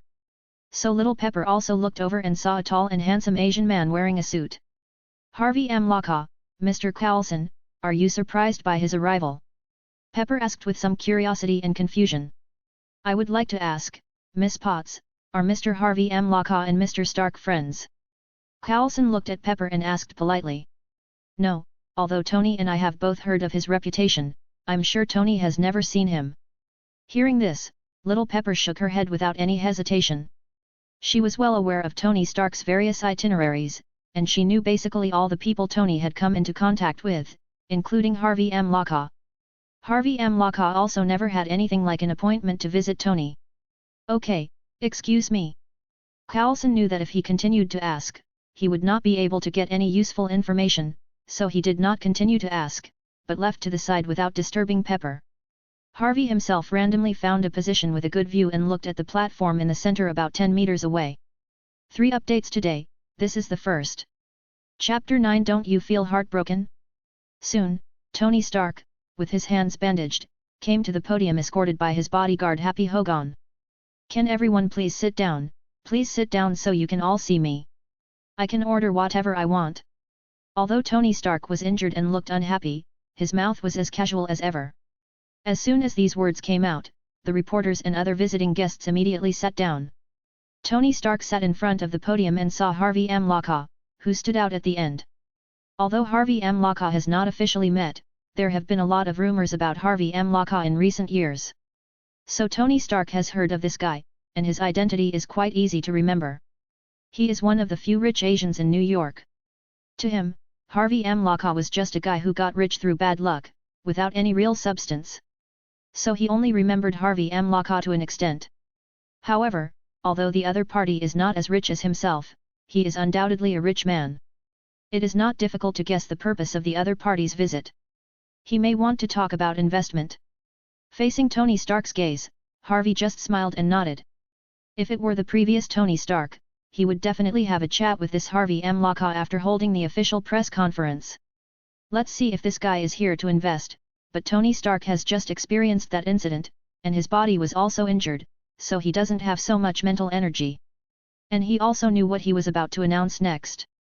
How much impact will it have on Stark Industries stock? So Tony Stark doesn't have that idea anymore. Afterwards, Tony Stark began to speak about the classic scene that is remembered by countless people. So I am preparing to close down the weapons production department of Stark International Corporation as soon as possible. When Tony Stark decided that Stark Industries would give up the arms industry, it immediately caused an uproar and attracted various doubts. The bald stand next to Tony Stark was forcing a smile. When Harvey saw this extremely familiar scene, a smile appeared on his face. All of this was so familiar that he now had 9 levels of certainty that this was the main Marvel universe. Tony Stark just noticed that this Harvey M. Baraka was not surprised at all because he suddenly said that he wanted to close the weapons production department. Instead, he seemed to be happy. If he remembered correctly, Harvey M. Baraka also purchased shares of Stark Industries, and the amount was at least $500 million. But now Harvey M. Locke did not show the slightest emotion of disbelief, anger, etc. because the stock was about to fall sharply. What is this? Tony Stark was also a little confused. But while Tony Stark was thinking, he noticed that Harvey M. Locke had turned around and seemed to be leaving. Colonel Rhodes helped stop him. I want to talk to him. Tony Stark shouted immediately upon seeing this. Stop which one? Although Rhodes did not understand Tony Stark's behavior, he did not refuse when he heard his good friend's words. He was just a little surprised who Tony wanted to stop. That Harvey M. Baraka. Tony Stark said quickly. And when Tony Stark wanted Rhodes to do something. Coulson has arrived in front of Harvey. Mr. Harvey M. Locke, I am a special agent with the Strategic Homeland Defense Attack and Logistics Support Agency. Can we talk? Coulson asked with a polite smile. You and that crazy woman are together. I have been hiding for so long, and you are still haunting me. Harvey saw Coulson stopping him and was not polite at all when he heard these words. Mr. Harvey Amlaka, that was just a misunderstanding. We meant no harm. We just want to find out some information from you. I can promise you that I will never hurt you like that crazy woman did. And I don't have any firearms on me. Coulson also heard about the previous FBI questioning of their department. There was a trace of embarrassment on his face. He patted his chest, pockets, trousers, and other places with both hands to indicate that he did not carry any dangerous weapons. What exactly do you want to talk to me about?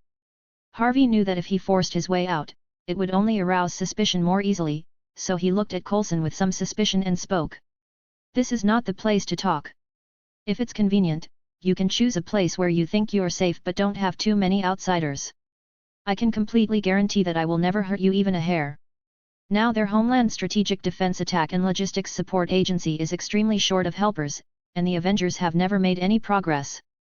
So Coulson didn't want to give up on anyone who had a certain probability of having superpowers. There were some reasons why Harvey Amlaka was targeted by them, but Natasha was a little too anxious and reckless that time. So Coulson wanted to talk to Harvey Amlaka again to see if he could make some progress. You seem to be busy. I'm Tony Stark. Harvey Amlaka, although we are meeting for the first time, I think you must have heard of my name, just like I have heard of yours. Looking for a place to chat. It won't take up too much of your time. My time is also valuable. At this time, Tony Stark watched the two people standing at the gate talking. Without Rhodes stopping him, he walked directly up and said hello naturally. It's just that his words revealed pride and arrogance that could not be rejected. Can. When Harvey saw Tony Stark actually approaching him, his eyes flashed and he agreed. Then come with me. When Tony Stark saw Harvey Amlaka, he didn't refuse or be surprised. He just said casually and walked away. Along with Harvey Amlaka and Coulson, they went to the room next to the press conference venue. Harvey Amlaka, as far as I know you have bought a lot of our Stark Industries stock in the past 2 years. Based on the current market value of our Stark Industries, it is worth about $1 billion. It is said that when you buy stocks, you can only make a profit, not a loss. But because of the news I announced today, your wealth should drop significantly. But you don't seem surprised or angry at all. Instead, you look a little happy. Won't you feel heartbroken that your wealth will plummet from now on? Tony Stark poured himself a glass of water and asked tentatively. You should know that his luxurious Stark Manor cost tens of millions of dollars to build. $1 billion is a huge amount of wealth that many people dare not even imagine in their lifetime. If such a large amount of money were to be casually reduced by half, most people would simply not be able to bear it, and there might even be a sudden ups and downs, and they would be completely wiped out. Second update, please recommend. Please read. Chapter 10 Who are you?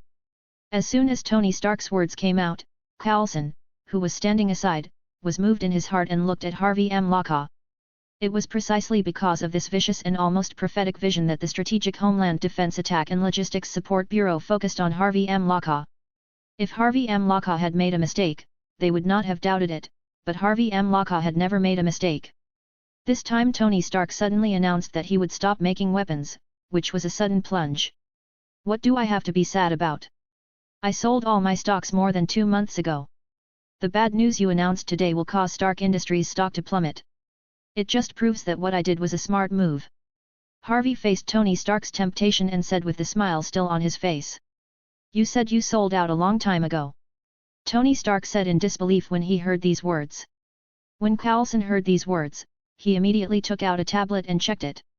It was discovered that Harvey Amlaka had sold his stocks worth $1.13 billion in batches at almost the highest price within a month before Tony Stark disappeared. Before Tony Stark announced today that he would stop making weapons, Stark Industries stock had been rising steadily. As long as you buy and hold Stark Industries stocks, it is no exaggeration to say that you can make money every day just by lying down. However, Harvey Amlaka chose to withdraw from the game, and this purchase and sale allowed Harvey Amlaka to make a profit of at least more than $300 million. This made Coulson look at Harvey Amlaka in disbelief. Who is this person? Does he have superpowers or does he really have such extraordinary vicious vision? But when he thought about his purpose of stopping Harvey Amlaka, Coulson was relieved. In the past year or so, I have gained a lot of percentage points and received a lot of dividends. I felt that I had earned enough, so I naturally sold it. Facing Tony Stark's disbelieving gaze, Harvey America spread his hands and said with a smile. Tony Stark also noticed the man who came with him, looking up information just now. Now he heard what seemed like a natural thing and saw Harvey America looking carefree and happy. If he hadn't suddenly announced the suspension of weapons production today, Stark Industries stock would still be on a rising trend.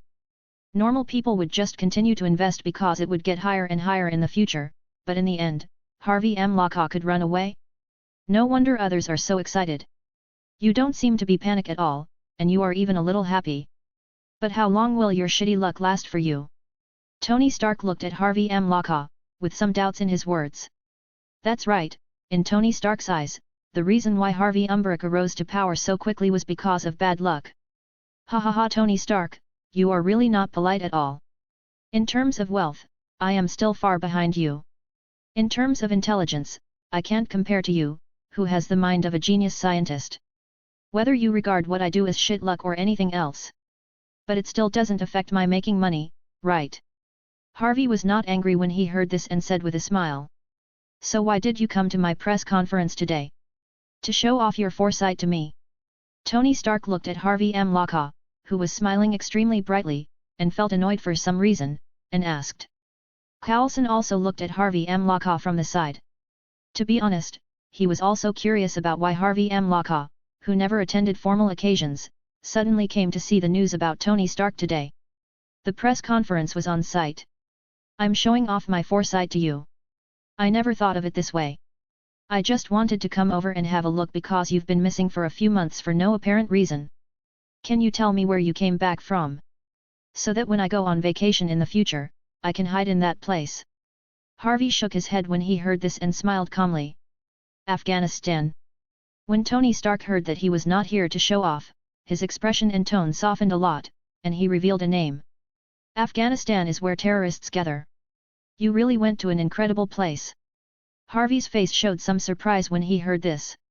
Yes, but even if I didn't tell you, you wouldn't be able to go to that place, right? After all, your business scope is just mediocre real estate and stock markets. You have not created anything unique to you to add value to your wealth. Harvey's surprised expression made Tony Stark feel a little helpful. His words were still harsh, but they also pointed out the poverty of Harvey's current means of making money. Now it's real estate and the stock market, but that won't be the case in the future. Perhaps you will ask me for help in the future, and you may need my help. Harvey didn't pay attention to Tony Stark's slightly mocking words, but said with a smile. Can I ask for something from you? No way, absolutely impossible. Tony Stark first looked at Harvey with doubt, then he laughed and said decisively. Don't be too harsh. After all, a genius like you can create epic-making advanced technologies many times. It means that everything is possible, doesn't it? Harvey saw Tony Stark's proud look, poked his chest with his index finger, and said lightly. Coulson was not surprised to hear about advanced technology, because Tony Stark's mind is undoubtedly world-famous. When Tony Stark saw Harvey's actions and heard these words, his eyes shrank. Except for the dead Ethan and Colonel Rhodes, no one else should know that there is a nuclear reactor on his chest. He was sure that Rhodes had never dealt with Harvey America, so how did Harvey America know about it? Who are you? Tony Stark's expression changed, and he looked at Harvey solemnly. Harvey America, you call him a lucky guy. Harvey did not answer the question when he heard this. He just responded to Tony Stark with the impression Tony Stark had on him just now. I think we will have to deal with each other again in the future, so let's stop talking about it this time. Immediately, Harvey stood up and walked outside. Coulson had no idea what went wrong in the conversation between Harvey America and Tony Stark, causing Tony Stark's sudden change of attitude. But Coulson didn't want to let Harvey America go. He wanted to have a detailed chat with Harvey America. Mr. Tony Stark, this is Coulson, Special Agent from the Homeland Strategic Defense Offense and Logistics Support Agency. I would like to consult you regarding your successful escape from Afghanistan. But you should be busy now, so I'll visit you next time. So Coulson politely introduced himself to Tony Stark and put his business card on the table. Let Tony Stark make some impressions of yourself so that you can talk to him the next time you meet. Then, Coulson immediately followed. Tony Stark looked at Harvey M. Locke leaving, his eyes twinkling. He was somewhat elusive about Harvey M. Locke, but now he also knew that Obadiah Stane was definitely looking for him. He also wanted to talk to Obadiah Stane about his current thoughts. The third update is here. Please support me by voting and reading. Please, this is very important to me. Chapter 11 Harvey's Attitude. Harvey left the press conference venue all the way and went to his luxury car. Let's go to a place where I feel safe. I will listen to what you have to say. Harvey M. Locke looked at Coulson, who was catching up, and directly greeted him to get in the car. Coulson opened the car door without any courtesy and got in. Harvey drove away, heading towards his manor. What exactly do you want to do with me? Harvey asked casually along the way. Mr. Harvey M. Locke. Our Homeland Strategic Defense Attack and Logistics Support Bureau is a special force established by the International Security Council to deal with various bizarre incidents. First of all, I can assure you that our department does not have any ill intentions towards high taxpayers like you. It's just that the speed of your rise is undoubtedly very fast and smooth, so after our judgment, you may have some superpowers. So we want to talk to you. If possible, we hope to ask you to join us and contribute to Blue Star. Coulson didn't hide anything after hearing this. He formally introduced himself and stated his purpose. That means you have no basis, and just because you suspected that I had superpowers, you sent that crazy woman to test me. Or the kind where you shoot to test. This doesn't seem like a smart move at all to talk to me and win me over to join you. Harvey didn't give Coulson a good look because of Coulson's friendly attitude, but continued to complain about the bad impression Black Widow Natasha had given him. Because we encountered some things that day, the agent acted a little anxiously. But although she gave you some shock, she probably didn't really hurt you, so please forgive me. Coulson looked a little embarrassed when he heard Harvey's unceremonious attitude. If he were an ordinary person, Coulson's attitude could be tougher, but facing a high-dollar taxpayer like Harvey M. Locke who has no dirty information or handles, his attitude should not be too harsh to avoid leaving a worse impression. Even if Harvey M. Locke is not a superpower, according to Harvey M. Locke's various deeds in the past 2 years or so. If Harvey M. Locke is given some time to rise, he might become an investor in some of their projects one day in the future. She didn't hurt me, but she scared me for a while and I didn't dare to go out. Harvey's expression softened a little, but his words still contained complaints and dissatisfaction. Mr. Harvey M. Locke, I'm deeply sorry for this. Coulson also honestly apologized to Black Widow Natasha. The ideal of contributing to Blue Star is great, provided that your internal original intentions have not changed from beginning to end, and that you have not become a tool of some politicians. But I think it's impossible for you not to be controlled by those politicians. After all, your department was established by the International Security Council. I'm afraid it's been controlled by them from beginning to end. You can't act freely on many things, right? And I'm just a common man who has some money and doesn't have to worry about work and money. So please don't bother me again. If I really receive some help and protection from you in the future, I will sincerely express my gratitude to you. But you should know, definitely not now. Harvey parked the car, shared some thoughts, and finally distanced himself from the relationship. He can get paid to do things according to the mission, but it is absolutely impossible for him to join the Avengers and be controlled and instructed by others. What he wants to do depends entirely on his own wishes. If others want to order him, they have to see whether the other party has that much ability. At least the SHIELD branch of Hydra did not, nor did American politicians. As for the public's condemnation, it could not affect him. He doesn't want to reveal his identity now because the time is not yet ripe, and he doesn't want to break his current comfortable life and affect the speed of his evolution. But S.H.I.E.L.D. went too far, so he taught S.H.I.E.L.D. and the United States a lesson. Coulson saw the car stop, and from Harvey M. Locke's mouth, he heard the disgust for politicians and the idea of not wanting to be controlled by others. He also could not deny that Harvey M. Locke was telling the truth. I understand. Thank you, Mr. Harvey M. Locke, for taking the time out of your busy schedule to talk to me about your thoughts. So Coulson was silent for a while. Showed some apology on his face, and spoke. Then, Coulson opened the car door and walked out. Although this conversation was not pleasant, Coulson undoubtedly confirmed Harvey M. Locke's thoughts and attitude. Although he is not entirely sure whether Harvey M. Locke is a superpower. But through his attitude, Coulson was certain that Harvey M. Locke would not agree to join them, regardless of whether he was a superpower or not. Because no matter how nice the original intention of establishing the Strategic Homeland Defense Attack and Logistics Support Agency is, it is still an organization that will be influenced by politicians. This is indeed some of the difficulties and obstacles that will inevitably arise if they want to win over others later. It is impossible to completely eliminate this obstacle, so they can only find ways to vaguely downplay other people's influence on this matter. After Harvey saw Coulson get out of the car knowingly, he drove away without any nonsense. Coulson sent a message asking someone to pick him up. It wouldn't be wise for him to approach Tony Stark directly now, as Stark Industries is about to experience a period where its stock will plummet. This will definitely cause Tony Stark to get into some trouble. If he is not in a good mood, it will be impossible to have a good chat with him. As for the contact with Harvey M. Locke, he had no intention of reporting it, because even if he reported these things back, it would only make other people in the department unhappy. Harvey went all the way back to his luxurious manor. Because after contacting Coulson, Harvey can now safely return to the manor he has been away from for several months. Because someone comes regularly to clean it every week, there is no dust accumulated in the manor. Harvey returned home and turned on the television in the hall. The TV is filled with news about Stark Industries. Countless people said that Tony Stark was crazy, and some hosts gave extremely exaggerated performances. Things like stocks may rise and fall at any time because of some rumors and deeds. Not to mention, Tony Stark's statement about stopping the production of weapons was a bombshell.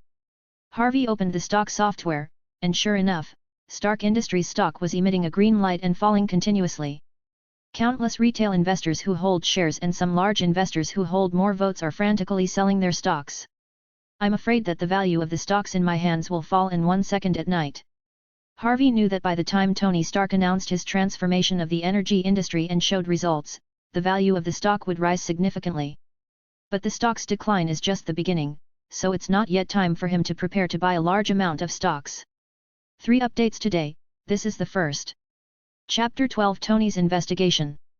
Harvey knew that it was absolutely impossible for Tony Stark, such an arrogant and conceited man, to directly believe in the void. He must make some preparations and inducements to wait for the opportunity to come. But now is just the beginning. Tony Stark hasn't officially admitted that he is Iron Man yet, so things can't be rushed. When Tony Stark discovered that the arc reactor on his chest would have some negative effects on his body, that time was actually the time when Tony Stark wanted his body to be intact the most. Although Tony Stark subsequently obtained various diaries left by his father due to S.H.I.E.L.D.'s guidance, he invented new elements and survived that crisis. But that time was undoubtedly the best time for him to win over Tony Stark. Harvey remembers that it won't be long before Tony Stark meets that moment, and now he just has to wait. Harvey has many ideas in his mind, but they have not yet reached the implementation stage. Before he was reincarnated into this Marvel world as an adult, he grew up in an orphanage. Because he is Asian, he was ostracized by the orphanage. However, as a person with an adult soul in his previous life, he would naturally not take it seriously when he was ostracized, but worked hard to learn to adapt to the world. He once thought about what if he could only be an ordinary person in this life. He will find a way to return to the heaven in this life before 2011. There is a long-rumored saying in Marvel that the rich rely on technology and the poor rely on mutation. As for technology, Harvey doesn't have that much money, nor does he have such a good mind. Mutations are often accompanied by accidents that can easily lead to death. He wasn't sure if he was as tough as the superheroes in the Marvel world. So Harvey knows that if he is just an ordinary person, the biggest opportunity is to take out a loan at the right time and spend all his savings to buy shares of Stark Industries. If he can double his net worth, even if he cannot be said to be a top rich man in this life, he will definitely have enough food and clothing and live a happy life. It was just the awakening of the system that brought about huge changes in his life, but Harvey was never impatient. Now Harvey also has something to do, which is to temporarily mortgage various properties under his name to cash out a large amount of money. On the other side, Tony Stark and Obadiah Stane fully expressed their thoughts. Tony Stark quickly returned to his Stark manor. Jarvis, help me investigate Harvey M. Locke. Tony Stark came to his underground studio and said directly. As long as he wants to know all the information that appears on the internet, even some top secrets, it is certainly not difficult to investigate Harvey M. Locke. Okay, sir, I'll get it for you. A nice mechanically synthesized male voice directly responded to Tony Stark's order. Soon all the information that Harvey M. Locke could investigate appeared directly in front of Tony Stark. Tony Stark had only heard some rumors about Harvey Umbrica before, but because of Harvey Umbrica, he somehow found out that he had successfully built the arc reactor. So Tony Stark also looked at it seriously, wanting to know where this person came from. Harvey Umbrica was also considered a gifted prodigy when he was a child. Even in a public school that only served the poor, Harvey Umbrica had completed the achievement of skipping grades several times in a row. He himself entered MIT at the age of 15 and graduated with the highest honors. Therefore, Harvey Umbrica, in front of Tony Stark, can be regarded as a less mediocre genius at best. Just because of Harvey Umbrica's cocky identity, he grew up in a somewhat bad situation. Even if he wanted to blend in with other groups in the school and class, he couldn't blend in, so the data showed that Harvey Umbrica's previous personality was relatively taciturn. Until he was 18 years old, almost 3 years ago. Harvey Umbrica bought a lottery ticket and won a prize. It also started from winning the lottery, and the rise of Harvey Umbrica can be called the beginning of a legend. These are common topics discussed in New York in the past 2 years, and Tony Stark did not feel depressed but patiently studied them. Among them are some of the moves that Harvey Umbrica has made since his fortune, and also include some of the recent moves of Harvey Umbrica. About a year and a half ago, Harvey Umbrica began to buy Stark Industries stocks intermittently with the large amount of money he earned. With a total purchase of more than $800 million, it can be seen that Harvey Umbrica is very optimistic about their Stark Industries. Harvey Umbrica sold the shares in batches. This information about the shareholders was invisible to ordinary people, but it was invisible to Tony Stark. I actually sold the shares more than 2 months ago. Tony Stark looked at all this and felt weird. During this year and a half, Harvey Umbrica used only $800 million in funds. In the past year and a half, including the increase in Stark Industries, there have also been regular dividends from Stark Industries. Coupled with Yu Jiofeng's exit, Harvey Umbrica earned hundreds of millions of dollars in just over a year and a half. This does not require Harvey Umbrica to use too much manpower, he just invests in the stocks he is optimistic about. It's just that Tony Stark couldn't understand the reason why Harvey Umbrica, who had seen Stark Industries so much before, suddenly did this. The dog didn't believe Harvey Umbrica's previous statement that he had made enough money so he sold it. You must know that his decision to change careers and not making weapons is something only he knows. Even Pepper, whom he trusted most, didn't know until he held the press conference. And if this incident hadn't happened, it would have been impossible for Stark Industries shares to fall. But Harvey Umbrica just sold it and successfully ran away before Stark's stock was about to plummet. Before people make a decision, there are often reasons. Not to mention, deciding to sell a large number of stocks that were originally bull stocks requires careful consideration. Even if Harvey Umbrica had decided to sell his shares during the period of his disappearance, it would have been understandable to him. Facts have proved that during the more than 2 months since he disappeared, many people sold all their stocks. Although many people bought it, the stock did not fall, but it did not increase in value much. But Harvey Umbrica decided to sell before he went to Afghanistan and disappeared for 2 months. And it was still sold in batches, so that Harvey Umbrica ran away when he was at his highest point. Harvey Umbrica has never been too deeply involved with the military or the country. This makes Tony Stark unable to understand the logic of Harvey Umbrica's behavior no matter how he thinks about it. Harvey Umbrica is said to have prophet-like abilities. But how could a person like Tony Stark believe in science and technology? Jarvis, let me take a look at the news about Stark Industries from the beginning of this year to July this year. So Tony Stark didn't give up, but gave a direct order. Okay, sir. Jarvis did not ask why, but followed the instructions and retrieved all the news about Stark Industries in those months. Tony Stark rubbed his chin, pondering the news from those months. It's just that the news in those few months was basically positive, except for the past scandals that criticized Stark Industries' weapons production and caused disasters. Even if those scandals are not suppressed by other shareholders on the board of directors, they will not affect the value of Stark Industries stock at all. After all, as long as their Stark Industries and their advanced level of weapons production are not surpassed by others, they will have the value contained in the weapons. The more Tony Stark studied, the more he felt that Harvey Umbrica was not a simple person. Jarvis calculated the current total wealth of Harvey Umbrica's stock, plus his inherent assets. Tony Stark asked casually. Sir, please wait a moment. We are counting Harvey Umbrica's bank assets, as well as the valuations of various properties and land under his name. Estimated, excluding any fractions, the current total value of Harvey M. Balekaw's wealth is approximately $4.827 billion. Jarvis also quickly responded to Tony Stark's instructions and gave an approximate amount. When Tony Stark heard this amount, his eyes showed surprise, and he couldn't help but feel a little admiration in his heart. In less than 3 years, Harvey M. Balekaw used more than $4 million to increase his wealth to this astonishing amount. This has to be said to be a very remarkable thing. Moreover, no one under Harvey M. Balekaw has to pay wages, everything belongs to individuals. Harvey M. Balekaw is only 21 years old now, and will be 22 in a few months. He is at the beginning of his life and career. Tony Stark certainly knows that life is not always easy. He really wanted this to be Harvey M. Balekaw's peak. But Stark Industries' stock plummeted, making Harvey M. Balekaw lucky enough to run away. It proves that Harvey M. Balekaw's legendary road has not stopped yet, but is about to rise step by step. Tony Stark thought that during the day, Harvey M. Balekaw told him that maybe one day he would ask for something from him. The admiration in Tony Stark's heart disappeared. No matter how desperate he was, he would never ask for help from Harvey M. Balekaw. What's more, it's impossible for him to be down, even though Stark Industries has suffered a sharp decline. But he can turn it all around and keep Stark Industries still standing. If that day comes, he will definitely come up with a way not to ask Harvey M. Balekaw. Jarvis, help me keep an eye on Harvey M. Balekaw's news. If he makes any big moves, let me know. Tony Stark ordered.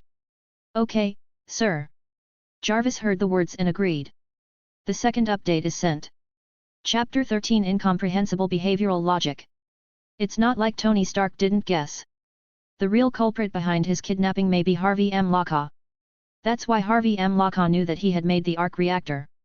But according to the information collected by Jarvis, Harvey M. Balekaw just eats and drinks every day, and sometimes picks up some girls when he's interested and spends the night together. Occasionally, I buy some luxuriously decorated and valuable manor villas. Harvey M. Balekaw rarely leaves the United States. It can be said that he spends 95% of his time in the United States. Harvey M. Balekaw basically drives his own car when traveling, and occasionally drags his car, and his driving skills seem to be very good. It seems that Harvey M. Balekaw fits the bill perfectly, a young man who has made a fortune and feels he has a lot of time, and he likes to enjoy and eat everywhere. Harvey M. Balekaw never invited anyone to banquets or exhibitions. So this was the first time they met before today, so Harvey M. Balekaw had no opportunity or reason to enmity with him. The most important thing is that his trip to Afghanistan can be said to be absolutely secretive. After all, this was a collaboration with the military to test fire his latest weapon, so apart from the military, only the people closest to him knew about his itinerary. This was also the reason why after seeing all the experiences of Harvey M. Balekaw, he completely ruled out the possibility that the other party was the mastermind. The thought of someone who knew his itinerary made Tony Stark's eyes flash. Although he didn't know where Harvey M. Balekaw knew that he had developed the arc reactor. What he knows is what his most important thing is to do now. Tony Stark began to devote himself to researching the new arc reactor. Although he built the arc reactor in Afghanistan, due to the emergency situation and harsh environment at the time, there was room for improvement in the arc reactor. Now this thing like a light bulb is related to his life. So Tony Stark didn't feel sleepy at all and started staying up all night to produce. The next afternoon, Stark Industries' stock price fell wildly overnight, falling by more than 30 points, and this was not the lowest limit. It can be said that the market value of Stark Industries has directly evaporated by 1/3, and countless investors who bought Stark Industries have suffered huge losses. The news is all about Stark Industries making stupid decisions. There are also many people who are denouncing Tony Stark and asking why he is so stupid. The playboy who was originally admired by countless people in New York suddenly made many people in New York have an extremely bad impression of him just because of one decision. Tony Stark didn't care at all about this. After improving the arc reactor, he asked Pepper to install it for him. Tony Stark immediately went to the American Air Force Base to meet Rhodes. The only people he can trust now are Pepper and Rhodes. It was just that Tony Stark was frustrated because Rhodes did not agree to cooperate with him. Tony Stark could only return home and start secretly making the Mark II. Time passed quickly, only 11 days. Tony Stark successfully produced and tested the Mark II, and it has already conducted a test flight. After the test flight, Tony Stark has just decided on the color matching of the Mark III. But at this moment, Tony Stark suddenly heard Jarvis and reported news outside the Mark II. "Sir, we have detected the latest big movement of Harvey M. Locke. Do you want to report it? Because Tony Stark has been thinking about Mark II these days, his brain did not remember why Jarvis suddenly said this. But in just a few seconds, Tony Stark remembered what he had told Jarvis to keep an eye on Harvey M. Locke. Report, what has he done recently? The ecstasy brought about by the successful test flight was diluted a lot in Tony Stark's heart, and he asked with some concern. During the day, Harvey America mortgaged more than half of the properties and land under his name, raised $3.55 billion and purchased a large number of shares in Stark Industries. With the shares he currently holds, although he does not yet have the right to speak, Harvey M. Locke is fully qualified to enter the Stark Industries Board of Directors to observe. You can listen to some of Stark Industries' future planning directions. And he can also freely enter and exit some not-secret situations in Stark Industries. Jarvis also said it when he heard the words. When Tony Stark heard the news, he had already expected it, but when he found out that Harvey M. Locke had actually done this, he was both shocked and full of questions. What's the reason for this guy to do this time? Tony Stark clearly knows that Stark Industries is still in a period of turmoil. Because of one of his decisions, the stock dropped 40 points. At this time, many people were too late to run away. Although through the efforts of Obadiah Stane and the board of directors, they were able to stay here temporarily and not lose more. But in order to return to its previous peak, Stark Industries must make some big moves. He now also has an idea, which is to switch to the energy industry. As long as he makes good use of the arc reactor, it will undoubtedly be an industry that is not inferior to arms. But before he could successfully transform Stark Industries, Harvey America seemed to have made a large purchase directly without warning. It seems certain that Stark Industries will increase its stock price again. Because his previous kidnapping was somewhat suspicious, Tony Stark planned to search to see if the real culprit was someone close to him. Therefore, Tony Stark's decision to switch to the energy industry currently only exists in his own mind and has not been told to anyone. Even Little Pepper, the person closest to him, didn't know what he was going to do next. There was no leakage of information at all, so Tony Stark was completely unable to understand the logic of Harvey America's behavior. When Stark Industries was at its peak and many people were optimistic about it, Harvey America quietly chose to withdraw and make a lot of money. Then, when Stark Industries was currently in a downturn and many outsiders were not optimistic about it, Harvey America directly used more funds than before to directly purchase a large number of stocks. This makes Tony Stark feel as if all his secrets have been seen through by Harvey M. Locke. This feeling made Tony Stark feel a little irritable for no reason. Tony Stark suddenly saw the news. Stark Industries' annual charity gala was reporting on his problem and saying that he had a concussion. Harvey M. Locke, did he go to this charity gala? Tony Stark asked. Harvey M. Locke was invited, but it is not clear whether he arrived, sir. Jarvis paused and said apologetically. You can help me finish assembling it first. You don't have to wait for me, my dear. Tony Stark heard that he could not collect information, looked at the time, left a message, and immediately drove out. The third update is here, please read and vote, please. Chapter 14 Reminder. Tony Stark quickly arrived at the venue where Stark Industries held a charity ball. This is a ball for the upper class, with handsome guys and big shots serving expensive clothes, as well as many young, beautiful and sexy beauties. The arrival of Tony Stark immediately attracted the attention of countless people. After Tony Stark handed the car to the parking attendant, he glanced around. Casually echoing the people who greeted him, trying to find Harvey M. Locke. He wanted to talk to Harvey M. Locke again, and wanted to know how much the other party knew about him. But it's a pity that Tony Stark did not see Harvey America. So Tony Stark could only go to Appa first, and wanted to ask him why he held this charity ball, something he didn't know. The two chatted for a few words, just when Tony was about to go inside and ask Appa again. Accompanied by the roar of the car, an Audi R8 parked on the side of the road in a handsome and elegant manner. New York is prosperous, but most of the cars owned by the upper class are familiar to each other. The arrival of this silver Audi R8 immediately let most people present know who the owner of this car was. Among them, Tony Stark has specially investigated the other party, and of course he knows who the owner of this car is. Soon the car door opened, and a tall, handsome man with black hair and black eyes got out of the car. Directly misappropriated $3.5 billion of working capital and became one of the shareholders of Stark Industries in one fell swoop. In the future, there will be one more celebrity. Some people who knew more information also discussed in low voices when they saw this man's arrival.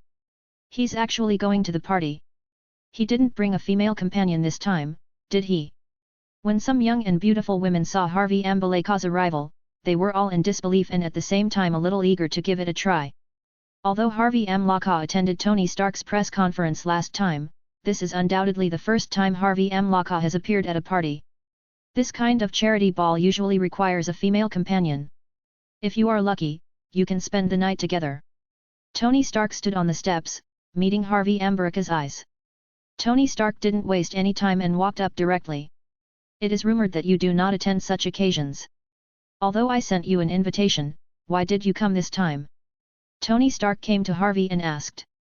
There should be a lot of delicious food here. I happened to receive an invitation and had nothing to do, so I decided to come and have a look. And I feel like you want to talk to me now, so I'm here. Harvey heard a smile on his face. So you have time to talk to me.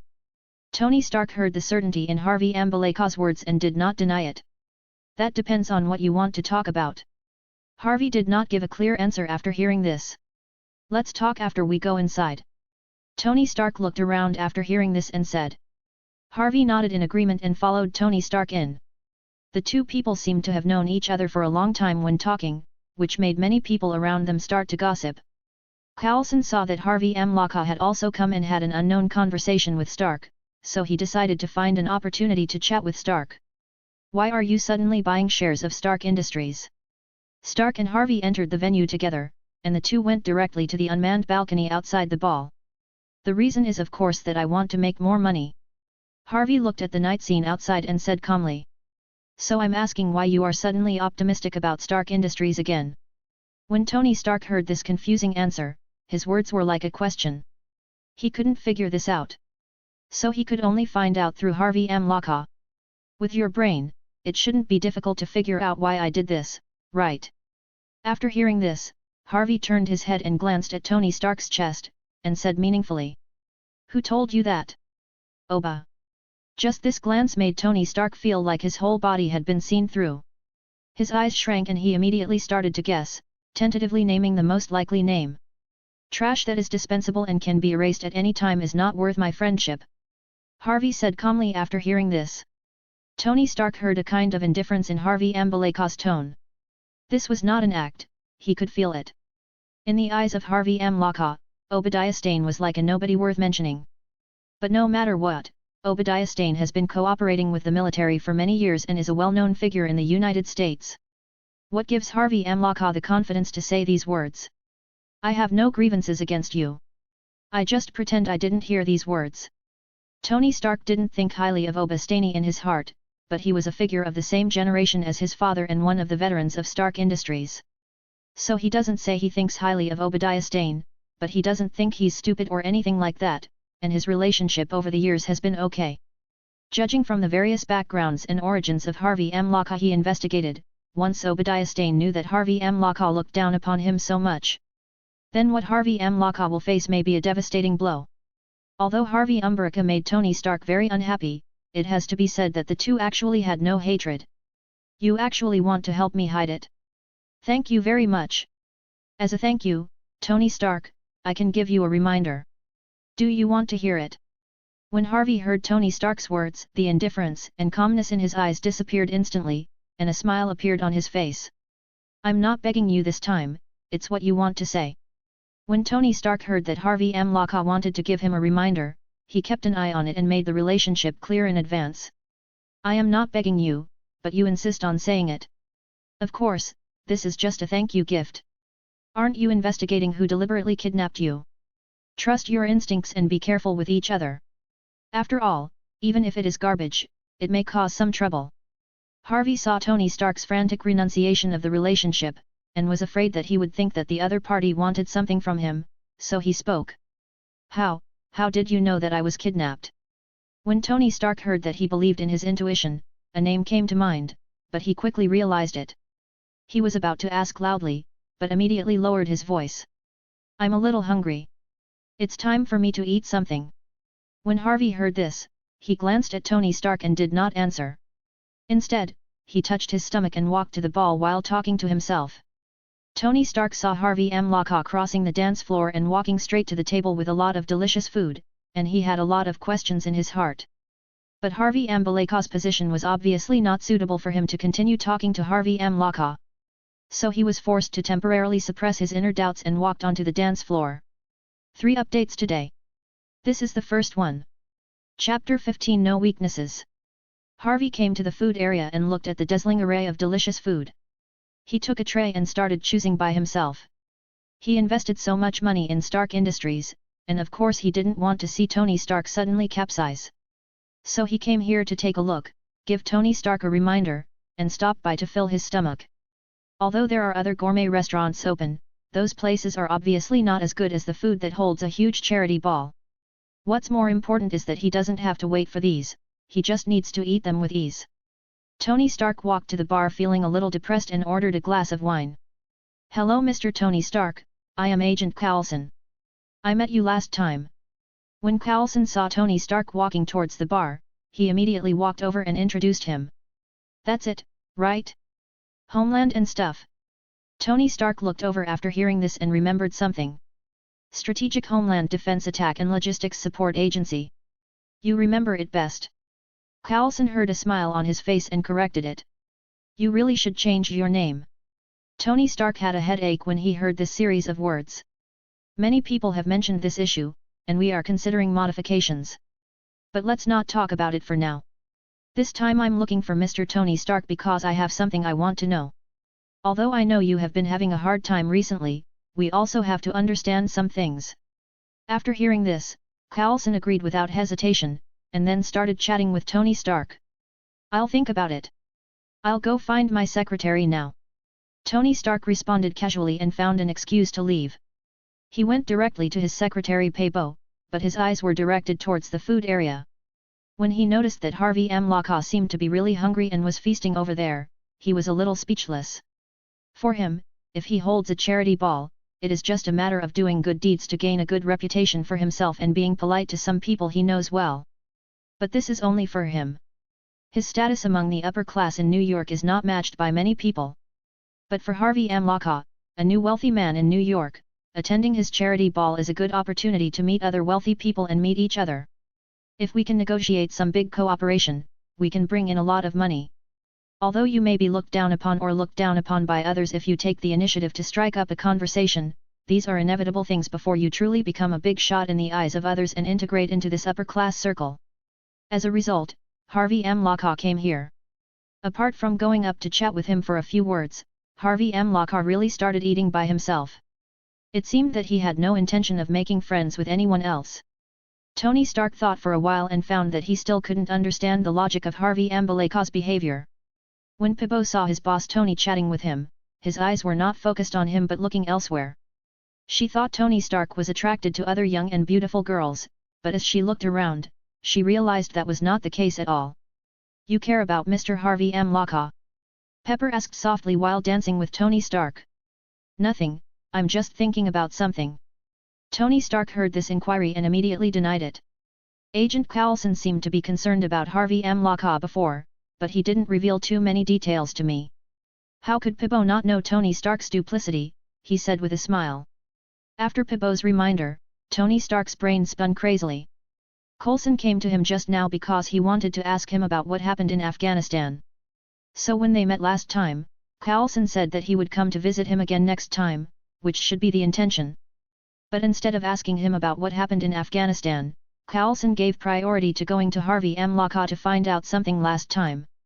Although he still doesn't know what Coulson is looking for Harvey M. Locke for, but Harvey M. Locke seems to have a higher priority than him. Thinking that he was actually outranked by Harvey M. Locke in terms of priority, Tony Stark felt a little bit subtle. If it were before, he would definitely feel very unhappy, but after talking to Harvey M. Locke just now, Tony Stark knew that Harvey M. Locke was so mysterious that he couldn't even see through Harvey M. Locke. So instead of feeling unhappy, he was actually curious about what exactly Coulson wanted to find Harvey M. Locke for. Tony Stark looked back and found that Coulson was gone. His mind recalled the contact information that Coulson had given to him and placed on the table. But no matter how he recalled it, because he didn't pay much attention at the time, he couldn't find any memory related to Coulson's contact information in his mind. Would you like to go to the balcony and get some fresh air? Pibon noticed that Tony Stark seemed to have something on his mind, and she also felt the eyes around her looking at her, so she took the initiative to propose. Good. Tony Stark came to his senses after hearing this and nodded. Harvey found that Tony Stark still went to the balcony with Pepper Potts and didn't care. Harvey moved elegantly and put all the delicacies on the long row of tables in front of him into his mouth. Everyone around him looked at Harvey unconsciously. Some of the young women around saw that the food was decreasing at a speed visible to the naked eye under the graceful movements of Harvey Amlaka, who was polite and pleasing to the eye. They all looked at Harvey Ambalaka's belly with curiosity, trying to figure out where the food had gone. Even though Harvey Amlaka had eaten so much, Harvey Ambalaka's stomach didn't feel full at all, as if the food had gone into a black hole that would never bottom out. But it was also because Harvey Amlaka was too focused on eating, so even if they wanted to talk, they didn't have the right time and could only watch more and more empty plates. This presented a wonderful phenomenon. Others were chatting and dancing, but Harvey Amlaka was eating alone. The other men noticed that their female companions and the women around them couldn't help but turn their attention to Harvey Amlaka. Their appearance was based on their demeanor and occasion. Although they didn't show it on the surface, they were a little disdainful in their hearts. Harvey Amlaka, a newly minted figure, even if he didn't take the initiative to greet them for cooperation, he was still here pretending to be a big eater and trying to impress everyone. Harvey didn't pay any attention to the eyes around him. This charity party was filled with 10 tables of various delicacies, all of which have a lot of evolutionary points. Harvey ate at 4 of the tables and directly obtained 530,000 evolution points, but stopped eating. If Harvey wanted to eat, there wouldn't be enough for him, but he shouldn't be too strict. There were hundreds of people present, so he had to leave some food for others. The evolution points obtained during this trip were directly equivalent to Harvey's 3 to 4 days' worth, so it was considered a worthwhile trip. The women around were originally curious to see Harvey Amlaka eating at one table, but later Harvey Amlaka ate at 7 tables in a row. Almost all the food for hundreds of people went into Harvey Ambalaka's stomach. They were not curious, but felt incredible. Harvey wiped his mouth gracefully with a handkerchief, poured the last bottle of wine on the table, drank it to moisten his throat, and left. The food for these 8 tables plus the fine wine on display cost at least $2 million, but in the end, Harvey Amlaka ate and drank it all. As for Harvey Amlaka, it didn't matter if he drank all the fine wine. If he made a fool of himself while drunk, it would be considered a joke to them, leaving him with something to talk about after dinner. But Harvey Amlaka didn't look like he was drunk at all, and he didn't even blush. This astonishing amount of food and drink made the man who originally despised Harvey Ambalaka's eyelids twitch a few times. Harvey Amlaka, who has been doing this for a long time, is not here to make friends at all, but to eat up his family's wealth. With this amount of food, whoever holds a party or some celebration in the future, even if he wants to invite Harvey Amlaka, must consider whether he has allocated so much budget for food. If you don't have such a big budget, you really can't just hire this big eater with a pair of good teeth. When the women looked at Harvey Ambalaka's body that did not shake at all, they originally expected that when Harvey Amlaka was drunk, they might go up and strike up a conversation. So some young women watched the whole process, but from beginning to end, Harvey Amlaka didn't look drunk at all after eating and drinking, and all of them were disappointed. Harvey Ambalaka's identity is not as good as some of the big names present, but Harvey Amlaka is young, handsome, tall and rich. Even if you put aside the rich side, with Harvey Ambalaka wrapped under the suit, you can still see the tall and muscular figure. It was enough for some of the young rich women present to have some ideas, to support them occasionally, and to have a taste of Asian flavor. It's a pity that they can't afford to take care of other young handsome guys, but Harvey Amlaka is completely beyond their ability to take care of. The unconcealed disappointed looks of some women at the ball made other men feel a little unhappy. Harvey Amlaka stole the show by grabbing most of the attention just by being there. Let them start thinking about how they can give Harvey Amlaka a taste of the pain. As long as you are human, you will definitely have weaknesses, so what are Harvey Ambalaka's weaknesses? For example, family or friends, as well as some companies under your name. It is not difficult to attack Harvey Amlaka through weakness and using some power and wealth at hand. A group of big shots began to think about Harvey Ambalaka's information. But after thinking about it in their minds, they could not find Harvey Ambalaka's weakness. Although Harvey Amlaka is an emerging New York rich man, he is also outside the New York rich and completely alone. If you want to attack Harvey Amlaka, there is only one place to start, and that is stocks. But Harvey Ambaleka's current holdings are mostly in Stark Industries. If they want to fight Harvey Umbrica, they have to fight Stark Industries. What a joke, aren't they attending the Stark Industries charity ball now? As for the property prices affecting Harvey Ambaleka's name, they will not fall so easily. Even if they wanted to, the officials would not allow them to spread rumors wantonly, causing housing prices to drop significantly. Second update. Chapter 16 Change of Thought. When Harvey walked out after eating, he saw Stark standing on the steps in front of the venue. His expression seemed a little sad. "I told you, trust your instincts." Harvey walked past Tony Stark and spoke. "You're right, but Obadi watched me grow up. Even if I had an intuition like this, until I saw him taking the initiative to unleash his malice on me, I still couldn't make up my mind and conclude that it was him who did it." Tony Stark heard Harvey's tone that seemed to have expected everything, and was silent for a moment before speaking. But just now he went to Obadiah Stane to question him, and the response he received was that Obadiah Stane wanted to remove him from the board of directors. It can be said that Obadiah Stane has shown his ambition to seize control of Stark Industries from his hands. He didn't know when Obadiah Stane had this idea, but the best way to seize power was to get rid of him. He was conducting a technological weapon demonstration with the military in Afghanistan. Normally, it would be impossible for those in Afghanistan to know that he was there and lay an ambush in advance. Therefore, Tony Stark did not think that it was the improvised intention of the group of terrorists to attack the American military at will. It must have been a premeditated action. Therefore, he has been thinking and doubting who betrayed his itinerary. "I never thought it was actually Obadiah Stane." Although Harvey has not experienced it personally, he also knows that this feeling of betrayal by a loved one in his eyes is definitely not easy to accept. If you affirm your enemies, stop being kind. Otherwise, after something happens, it will be too late. So Harvey just gave some reminders again, without any words of comfort. When Tony Stark heard Harvey Ambaleka's reminder, he seemed to see through the struggle in his heart at this time, and his eyes flickered. Although he had many questions, he didn't ask any questions this time. Although Harvey Ambaleka is very mysterious and seems to know everything. But what is certain is that they are not enemies. At least for now, Harvey Ambaleka has not shown any intention to harm him.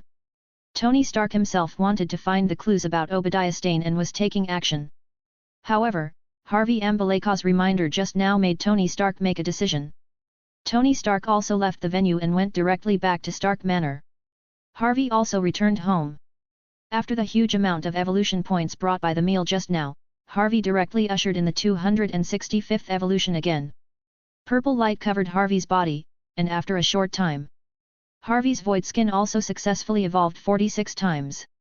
Harvey decided to evolve void skin 100 times before evolving in other directions. After all, many heroes in the Marvel world are not physically resistant to beatings, but their attacks are very strong. If he wants to live safely, physical strength is the most important thing. As long as he is not killed in one blow, he can come back at any time. Harvey himself does not intend to overly influence Tony Stark, but this time he will remind Tony Stark because he has already figured it out. Except for the keynote where Tony Stark escaped death and completed his psychological transformation into Iron Man. Some other small things should be appropriately affected. Obadiah Stane will eventually be eliminated by Tony Stark. Since then, without the influence of others, Tony Stark has completely controlled the future direction of Stark Industries. If he had no influence at all except for keynotes, and just because of his few reminders, this universe would no longer be the main universe. Then if he lures Tony Stark to believe in the void in the future, it will also make this place no longer the main universe. This is why Harvey figured it out and went to the party. And even if the universe he is currently in is not the main universe, it will only affect some of his future plans and will not affect his safety. At present, except that he cannot spread the word about the void and provoke Ancient One and Odin, he can only act according to his heart. Harvey felt the power inside his body and began to adapt in the basement. The void skin not only simply improved his physical defense capabilities, but also enhanced his strength. Although the magnitude of the improvement is not as large as those of directly evolved active skills, it is still a weak and continuous improvement in his power. This is why Harvey is currently keen on enhancing void skin. Of course, the mental resistance also needs to be improved, but there is no need to worry too much yet. After all, magical opponents will have to wait at least until a mage of the level of Scarlet Witch Wanda appears before he will face an enemy with magic. And there is no need to be too afraid. Even if the opponent's magic is very strong, you are not qualified to fight him head-on. Because before the other party takes action, he can rush out in the darkness and quietly injure or even kill the other party. Harvey used more than $3 billion at one time this time. After excluding some inherent assets, he only had $100 million in liquidity. So Harvey casually opened the dark web, hoping to make some extra money by doing a few orders. But Harvey took a look and found that there were only some small orders of $1 million to $2 million left. Moreover, it is an escort order, which requires a week or half a month to be completed. These tasks are often done by a group of several mercenaries who like to complete the list. Because guarding means you have time to set up a defensive line and then kill the enemy. Therefore, $1 million a week is no longer a small amount. But for Harvey, if he had time to make these small orders, he might as well save time, eat more, and try to evolve himself a few times sooner. Finding that there were no plunder and annihilation orders worth more than $5 million, Harvey closed the black network, walked into the basement, and started his daily exercise. Just Harvey Umbrica eating a lot of food at a charity ball hosted by Stark Industries. Although it did not spread across New York, it spread secretly among New York's upper classes. Many upper-class people in New York felt disdainful and envious at the same time. Because they have enjoyed a wealthy life for many years, their appetites have become more and more sophisticated. They only taste a few bites of many foods, but after a few more bites, they will lose their appetite. Most of those who despised Harvey M. Laka were upper-class men. Some women from the upper class took a keen interest in Harvey M. Laka, who had a huge appetite. Harvey M. Laka didn't attend any parties in the past, so even if they were interested in finding Harvey M. Laka, there was no excuse. But things were different now. Harvey M. Laka began to appear in some evening parties held by the upper class. Although Harvey Umbrica has participated in a charity gala hosted by Stark Industries, this is already a signal. They can also try to invite them in the future, just in case they come over. The third update is here, please vote and follow up, please. Chapter 17 The Gate to the New World. The next day, a piece of news suddenly appeared on the news. At 4 o'clock in the morning, Stark Industries was attacked by terrorists, and all the offices of Stark executives were destroyed. Fortunately, there were no casualties. The terrorists are currently unknown.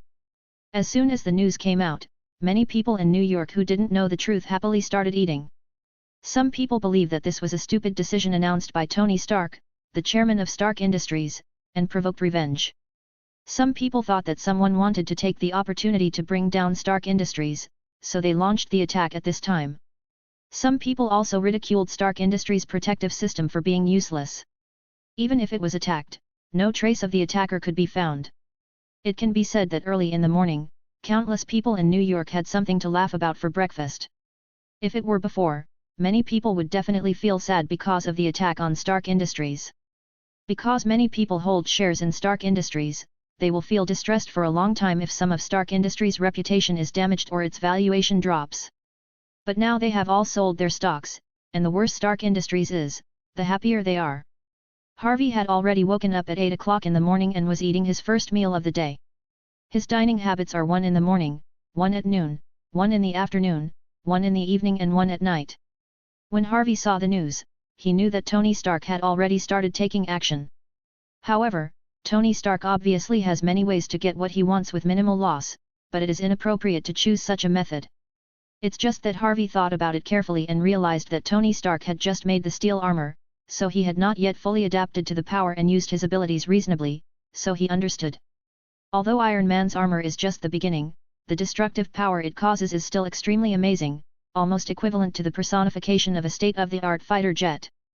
And after continuous improvement, Iron Man's power is simply not something that human technology can compete with. However, this powerful force did not turn Tony Stark into a villain. This is all due to the incident in Afghanistan. Harvey thought for a while and finished his breakfast, then put on a death cloak that covered his whole body so that he could not see his face, and then decided to go to Afghanistan to have a look.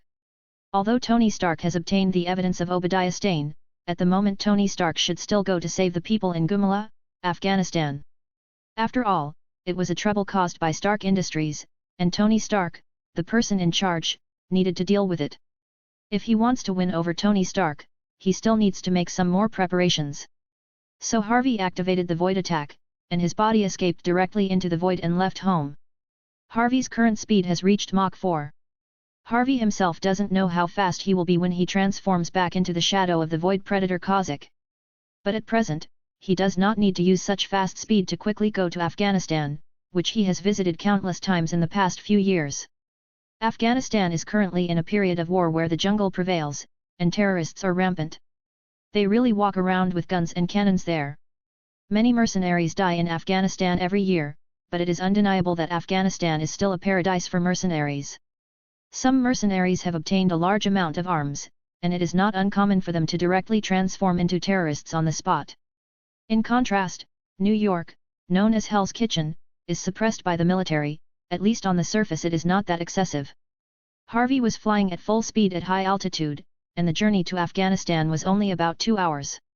So Harvey came to this land he was familiar with. The smoke of war filled the air, and hell on earth was everywhere. Harvey saw these looks without any change. Harvey admired superheroes in his previous life. They had all kinds of superpowers and were good at saving thousands of lives. But Harvey admires him because he doesn't want to be a superhero. Because in the beginning, those who are saved will think that being saved because of you is a great kindness, and they will be grateful to you.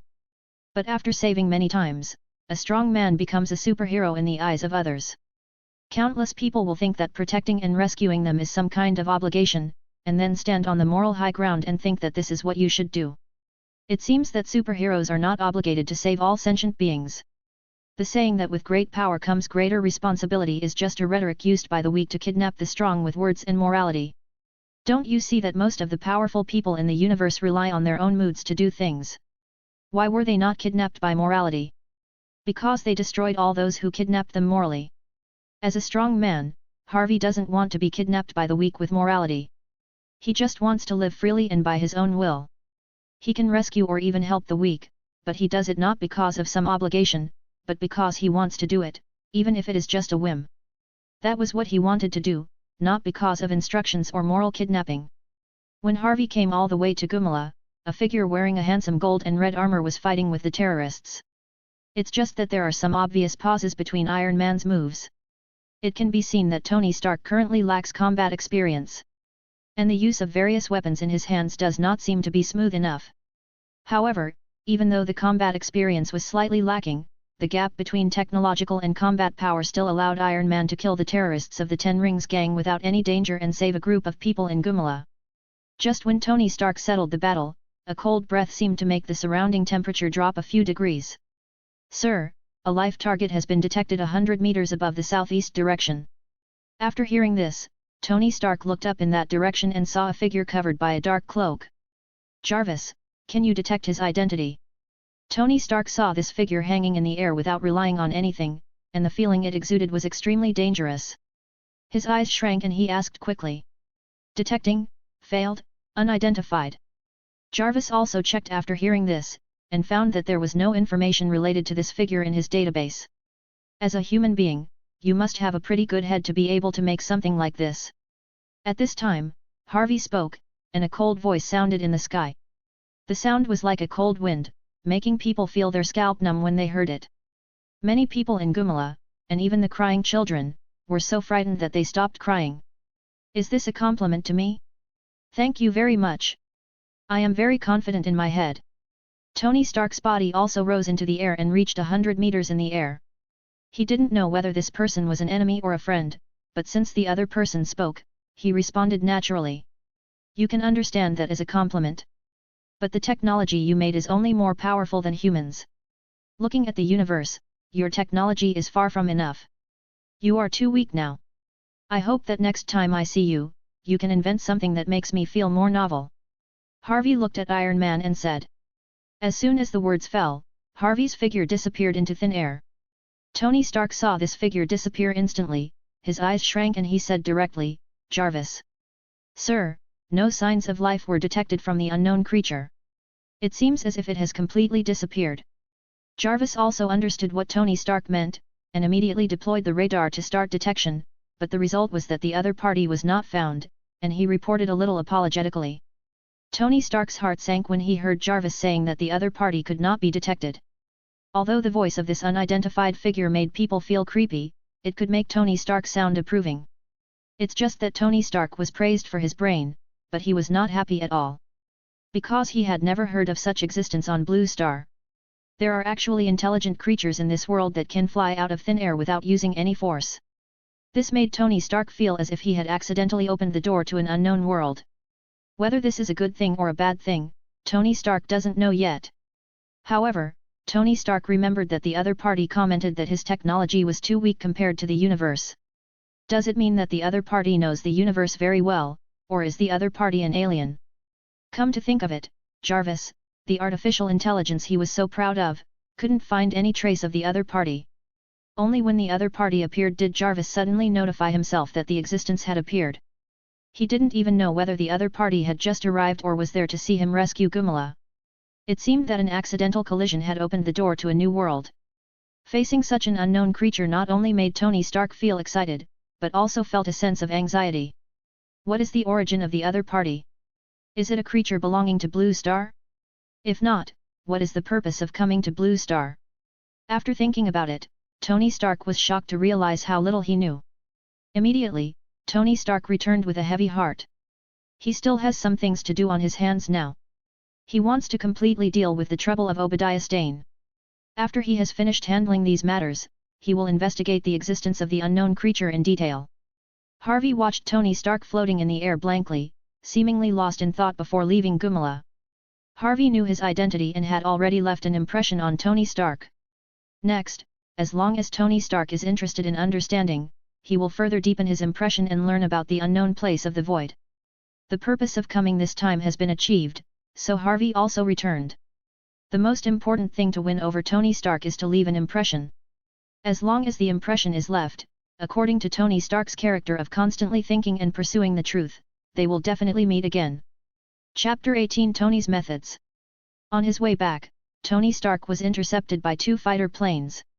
After some evasion, Tony Stark successfully returned to Stark Manor in New York. After returning home, Tony Stark directly ordered Jarvis to sort out all the evidence of the crimes committed by Obadiah Stane. Tony Stark then volunteered to hold a board meeting in the evening. And Tony Stark also asked Colonel Rhodes to wait for his news before taking action. Although he made the steel suit, it was not yet time to announce it. And he didn't want to do anything wrong with the steel suit, so it wouldn't be called atonement for his past crimes. Without being able to wear the iron suit, Tony Stark is an ordinary person. Naturally, he has to worry about whether Obadiah Stane will jump over the wall and suddenly attack him. Although Tony Stark was designed by Obadiah Stane to have him removed from the board of directors, the news that Tony Stark took the initiative to convene the board of directors still has appeal. Everyone in Stark Industries who has access to the board of directors has received the news. Because Stark Industries was attacked in the morning, the board of directors of Stark Industries had to discuss decisions. Now Tony Stark's call has brought them all together. When Obadiah Stane received the news that Tony wanted to hold a board meeting, his heart skipped a beat, but he still decided to go to the appointment. Soon the time came to 5 o'clock in the afternoon. There are numerous guards patrolling around the Stark Industries building. At this time, in the conference room of Stark Industries, Tony Stark looked at the old antiques sitting around a table, all of whom were tall and round and over 40 or 50 years old. Harvey M. Locke was not among them. He knew Harvey M. Locke and must have known some of his thoughts and actions. Otherwise, Harvey M. Locke should come and listen to this matter, which could cause uneasiness to other shareholders on the board of directors, and discuss the policy. Obadiah Stane has basically bought out other powerful shareholders within Stark. Half of the entire board of directors belongs to him, which is also the key to his daring to come to the appointment. However, we haven't completely broken the skin yet, so we should respect those who should be respected. Tony, what do you want to say when you summon us this time? Obadiah Stane asked with a smile as he looked at Tony. Before I explain, I want you to see something. Jarvis put it out. Tony Stark saw that Obadiah Stane still looked hypocritical and did not respond. Instead, he gave an order to himself. Jarvis received the instruction and immediately released the compiled video evidence. These images are evidence that Obadiah Stane instructed the 10 rings to kill him. The time record in the upper right corner of the impact shows that the time of conversation was 1 month before Tony Stark decided to go to Afghanistan. It can be said that the schedule has been exposed long ago. There are also images of Tony Stark being attacked and seriously injured and dying a month later. Subsequently, there was a conversation between Obadiah Stane and the terrorists from the Ten Rings gang explaining that they would kill Tony Stark after draining him of all his value. The entire board looked at these images in silence. Even the other shareholders who were persuaded by Obadiah Stane to buy it out felt cold at this time. They will be convinced by Obadiah Stane simply because Tony Stark decided to shut down the weapons production department without any consultation. It harmed their interests and wealth, so they joined Obadiah Stane and pulled Tony Stark from the position of chairman. Unexpectedly, Tony Stark, who was rumored to have only traveled to Afghanistan for 2 months, actually encountered a deliberate murder there. If Tony Stark hadn't laid out the evidence, they would have been kept in the dark by Obadiah Stane. Obadiah Stane can quietly erase Tony Stark in this way, then if they are in the wrong position in the future, or are regarded as having no value, will he also be quietly removed like this? Although Tony Stark did not know what kind of favor he received and finally escaped, it does not mean that everyone can survive in the face of a terrorist attack. Obadiah Stane, you have watched me grow up, so I have always regarded you as an uncle who needs respect. Our cooperation over the years cannot be said to be close, but we still perform our own duties and make Stark Industries stronger and stronger. I have never deliberately concealed some of my inventions and plans from you. So I always thought we had a good relationship. But I never thought that one day I would be betrayed by my uncle. Tony Stark felt the silence in the conference room. He looked at Obadiah Stane, whose face became gloomy because his deeds were completely exposed, and said with some sadness in his eyes. Knowing that all of this was the work of Obadiah Stane, Tony Stark recalled that he had just successfully test-fired, and the military was tempted to buy their Stark Industries technology. Obadiah Stane immediately contacted him to ask how he was doing. He was not concerned that things were not going well, but that he had arrived at the designated military test base in Afghanistan. After confirming and hanging up the phone, Obadiah Stane immediately gave the news to the Ten Rings gang. The thought of this made Tony Stark feel sick. Then, Tony Stark finished speaking and pressed a button. With a sound of bang, the door of the conference room was opened directly. The sound of uniform footsteps was heard, and a group of FBI led by Colonel Rhodes immediately filed in. Click! Click! Click! All the pistols were pointed at Obadiah Stane. The shareholders on the board of directors were too frightened to move. Obadiah Stane, you colluded with terrorists to betray national intelligence, resulting in the loss of some national talents. And with intent to murder Tony Stark, you're under arrest. Colonel Rhodes watched as Obadiah Stane pronounced the other man's guilt. The man suspected of murdering Obadiah Stane is still expected to be released from prison with his wealth and means. However, after being charged with colluding with terrorists and selling national intelligence, Obadiah Stane spent the rest of his life in prison. I want to make a call, these things A&D. Obadiah Stane stood up and said that he wanted to make a phone call, but he just reached into his arms. Colonel Rhodes shot bang, and killed Obadiah Stane on the spot. Obadiah Stane lost some of his brothers to his men and asked him to blame his superiors. Terrorists are not that easy to deal with, but now it is known that Obadiah Stane colluded and caused the loss of his brother. Therefore, Colonel Rhodes did not give Obadiah Stane any chance to explain. Carry it away. Colonel Rhodes looked at the other shareholders in the conference room who were shaking with fear and said coldly. 2 soldiers directly carried Obadiah Stane away. Okay, let's go ahead and start the meeting. Now we have to discuss the future direction of Stark Industries. Tony Stark is a man who has been to the cruel and ruthless Afghanistan, so his expression did not change at all during this battle, and he spoke. Facing Tony Stark, who obviously has a deep relationship with the military, no shareholder present dared to object to Tony Stark's opinion. Chapter 19 I didn't expect you to be so poor.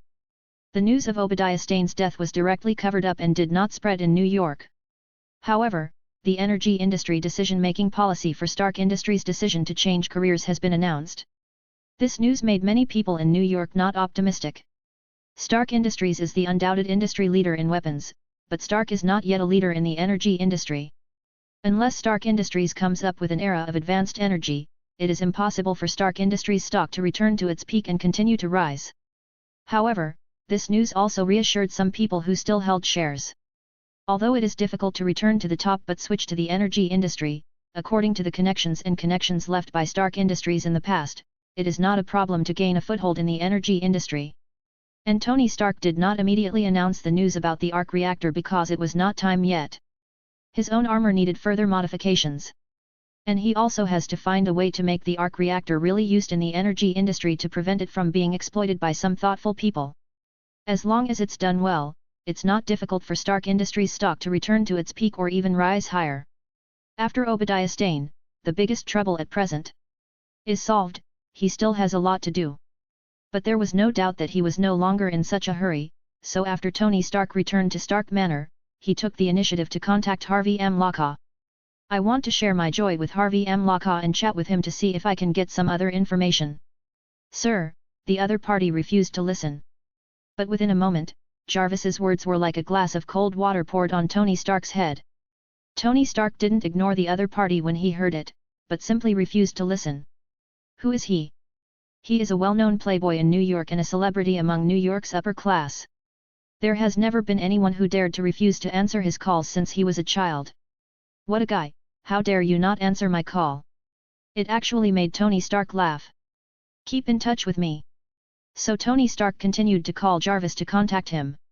Anyway, he can bombard Harvey M. Locke with information at will without him having to do anything. It was just that Jarvis had just made a second phone call, so there was no need for Jarvis to report it. The number you have dialed cannot be reached. The appearance of this mechanical female voice silenced Tony Stark. Does he have no other way to contact you? After a pause, Tony Stark asked reluctantly. If nothing else happens, Mr. Harvey M. Locke will probably unplug the landline directly. Jarvis replied upon hearing this. Although Tony Stark was helpless, he temporarily gave up contacting Harvey M. Locke. As for finding Harvey M. Locke at his door, that was absolutely impossible. If he really came to look for him, doesn't that mean that he begged Harvey M. Locke to talk to him? Jarvis also knows Tony's character, so in addition to remote communication methods such as mobile phones and landlines, he didn't suggest that Tony could drive to Harvey M. Locke's estate and find someone directly. Contact Pippo for me. I have something to ask her. Tony Stark ordered. Pepper was upstairs watching the news when she heard about the death of Obadiah Stane. She also knew that Obadiah Stane wanted to deliberately murder Tony Stark, so she didn't have much to say about it. So Pippo quickly received the news and hurried down. Pepper, do you know Coulson? Tony Stark asked immediately when he saw Pippo coming down. I know, but weren't you not interested in knowing before? When Pippo heard this name, he was stunned for a moment and then asked. I wasn't interested before, but now I am. What is the scope of responsibility of the Strategic Homeland Defense Attack and Logistics Support Agency? Did he tell you? Tony Stark walked to a chair and lay down, and asked casually. When I think about it, it seems like a special force set up by the International Security Council to deal with various bizarre incidents. Pepper's memory and mobility are very strong, so she will become Tony's effective secretary. Is it a strange incident? Do you have his contact information? Tony Stark heard this scope of responsibility, thought for a moment, and asked. I don't know if it will be useful, but I do have his contact information. Pippo nodded and said. That's just right. Please help me contact Coulson. Tell him I want to meet him and have a chat at noon tomorrow. Tony Stark immediately instructed after hearing this. I'll give it a try. I don't know if he's free now. Although Pippo didn't understand when he heard this. He immediately took out his mobile phone and started to contact him. Hello, Miss Pepperpotts. I wonder what you want from me. Just to the surprise of Tony Stark and Pepper, Coulson picked up immediately. Mr. Tony wants to meet you at noon tomorrow and have a chat with you. Pippo also explained his thoughts. Okay, then I'll see you tomorrow at noon. Coulson was investigating the Iron Man who appeared in Afghanistan. Now that he heard that Tony Stark actually wanted to talk to them, he naturally agreed without any hesitation. Coulson actually wanted to go over and talk to Tony Stark now. But since Tony Stark specified the time, he would not break this rule and wait until the appointed time to talk. Tony Stark also went to sleep here, regarding the unidentified unknown creature. Nothing can be found through relying on him to investigate, but Coulson may be able to know something. Soon at 12 noon the next day, Coulson came to Stark Manor on time to visit. The two met in the lobby on the second floor. Hello, Mr. Tony Stark, thank you for agreeing to meet me. Coulson said politely when he saw Tony Stark. I don't know, what exactly does your bureau want to know from me? But before that, you have to answer some questions for me. As soon as my problem is solved, then I will tell you what you want to know. Tony Stark met Coulson, and there was no nonsense after that. Okay, you ask first. Coulson knew that Tony Stark was conceited and arrogant, so he didn't mind. Do you know anything about this figure? Tony Stark heard this and pressed the button with his right hand, and an image appeared. It was the figure recorded by Jarvis. I know who he is, but can you tell me where you took his image? Coulson's eyes shrank when he saw the dark shadow in this image that made him, Chief Fury, and Natasha feel helpless. It's just that this figure is floating in the air and was taken from a flat angle, so it's impossible to determine its position. Afghan Gumala. Tony Stark paused when he heard this and did not hide it.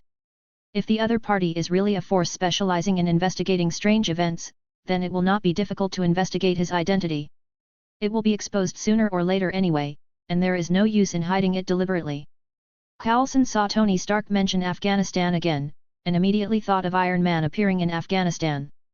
Unsurprisingly, that Iron Man is Tony Stark himself, since Tony Stark has no intention of hiding it. I see, then it's not surprising. This creature claims to be from the void, and our bureau doesn't know its true name. But in Blue Star, he has an alias named Death, who is active in the secret mercenary world. So Coulson also told everything he knew. In the mercenary world, no wonder Jarvis can't find any information related to him. Tony Stark pondered for a moment after hearing this word, and understood that Jarvis could not judge the other party's identity immediately. Because he had heard of mercenaries in the past, but he didn't have anyone he wanted others to help him get rid of, so he had never connected to the legendary Black Network. But now that he knew it, Tony Stark immediately ordered Jarvis to connect to the Black Network. Mr. Tony Stark, I didn't mean to hit you. Even if your artificial intelligence is connected to the dark web, you can't investigate anything. Our bureau once spent a lot of money to meet with the God of Death. The same goes for the judgment of the existence of the God of Death. The appearance is unknown, the strength is unknown, and the origin is unknown. The only thing we know is that he should be a male and is extremely dangerous. Coulson politely reminded him after hearing that Tony Stark had investigated Death. Yes, sir, all I have been able to investigate is some superficial rumors. Not as much as this Coulson knows. Jarvis's voice also sounded at this time, but he still released what he investigated. Because Jarvis knew that since Tony Stark cared, he just wanted to see it. Some records about Death appeared in front of Tony Stark in the form of fonts. Coulson, you said you could pay a high price to meet him. Why did you want to meet him in the first place, and what was the price you mentioned? Tony Stark asked while looking at the deeds and rumors about Death circulating on the dark web. The purpose of meeting him cannot be revealed to you yet. I can only tell you after I ask you about the information I want. But the price for meeting him is to release a designated task, and the deposit alone costs tens of millions of dollars. Including the remuneration after completion, the starting price is at least $20 million. Coulson paused after hearing this and then explained. What did you say? $20 million can be a high price. Is your department so poor from far away? Tony Stark originally thought that he had paid for something precious that money could not buy, so he succeeded in getting an appointment with the God of Death. Unexpectedly, it was something that could be solved with money. In Tony Stark's view, problems that could be solved with money were not considered a big deal. Our department is not poor, it just requires planning and application to mobilize funds. When Coulson heard Tony Stark's words, there was a trace of embarrassment on his face and he wanted to explain. To put it bluntly, don't you just have to look at the senior management's face before you can mobilize some funds? $20 million, you all need to go through detailed planning and application before you can mobilize it. Doesn't it prove that your department is very poor? When Tony Stark heard this, he directly interrupted Coulson's explanation, looking like he understood. Posted in the third update. Please vote and follow up. Chapter 20 Results of Negotiation. Coulson couldn't help but feel angry when he saw Tony Stark's ungrateful tone, but the quality of a professional agent still allowed him to suppress it. He didn't come here to argue with Tony Stark, but to talk in exchange for some information. Mr. Tony Stark, I have told you some information. Is it my turn to ask now? So Coulson said politely after suppressing his anger. You can ask.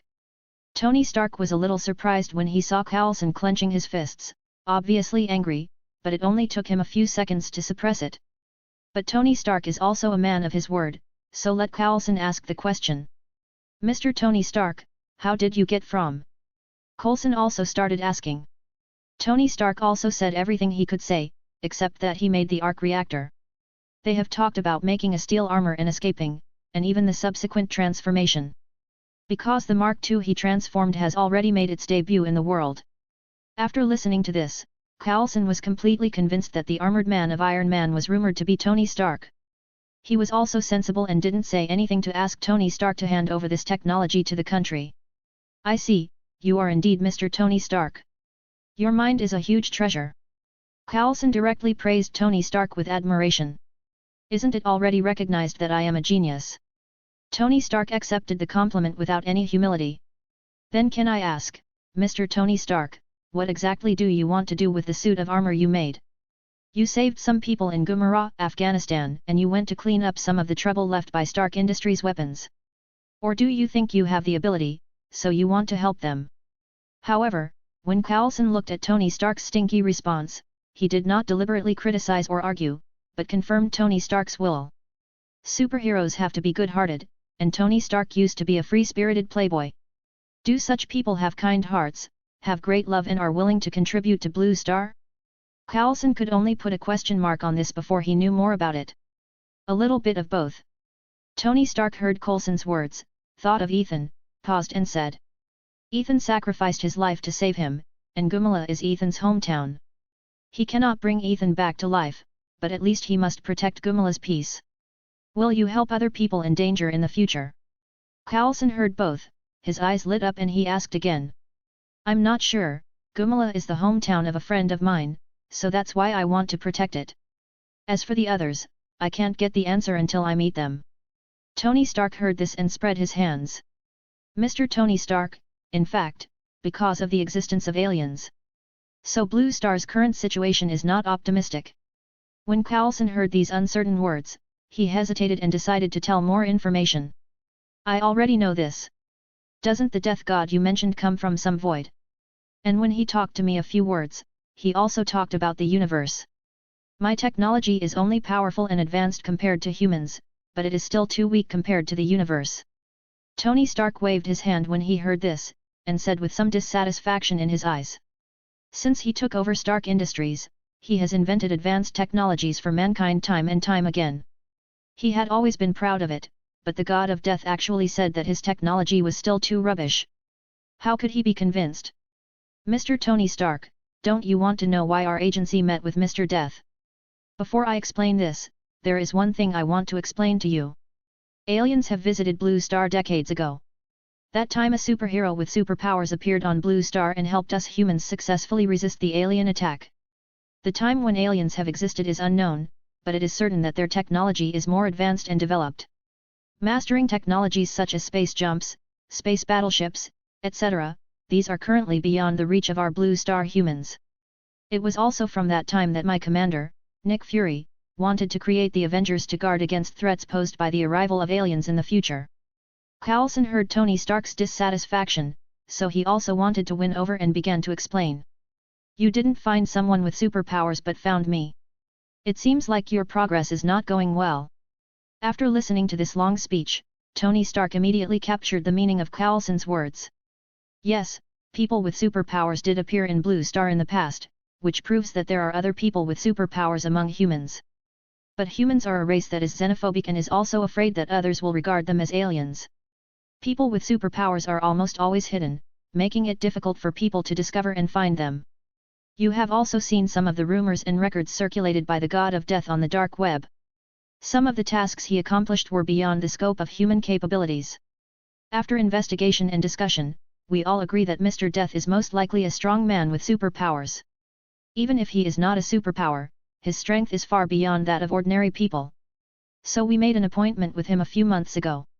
Until he showed up, we didn't know how long he had been there, let alone how he got here. In a sense, we have found the right one. Mr. Death is indeed a strong man whose strength cannot be judged. But it's a pity that he is not a Blue Star person, but an alien. When Coulson talked about this, his face was full of emotion and disappointment. He has followed Chief Fury for nearly 20 years, and Chief Fury became the director. His agent level has also been continuously improved during these 20 years, and he is currently an agent with higher status and authority in the Bureau.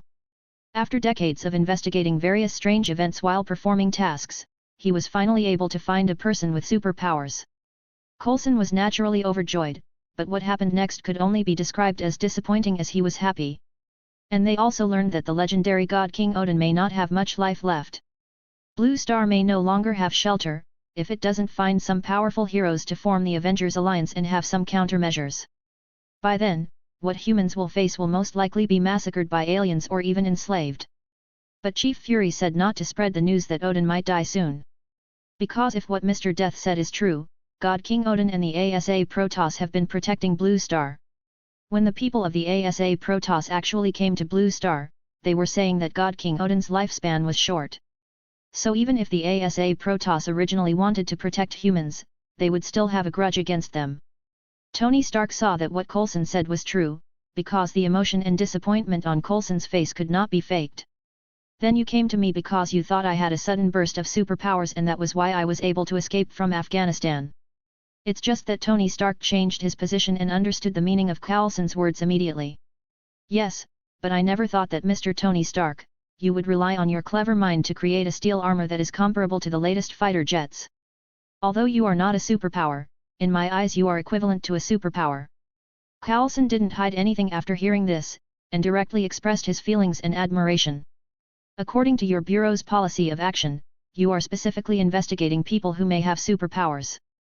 So you had previous contact with Harvey Amlaka, that is to say. Tony Stark accepted the admiration and praise without any embarrassment. He immediately thought of something and asked. Yes. We previously speculated that Mr. Harvey Amlaka might be a person with superpowers. Because he seems to be enveloped by Lady Luck, even though his superpower may not be combat-related, it may still come in handy. Coulson nodded when he heard this, almost answering all questions, because these were not top-secret information. Then what's the result? When Tony Stark heard about Coulson and the people from the Homeland and Bureau, just like before, he just thought that Harvey Amlaka was just lucky, and his eyes flashed. Based on the results of the two contacts, we determined that Harvey Amlaka did not have superpowers. Coulson shook his head slightly when he heard this and said with some regret. No. This answer reminded Tony Stark of some of the conversations Harvey Amlaka had with him on the balcony outside the ball.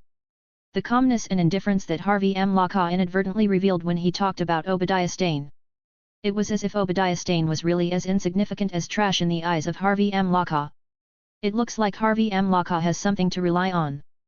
But regardless of whether Harvey Amlaka has superpowers or not, it turns out that Tony Stark Harvey Amlaka obviously has no idea of joining the Avengers.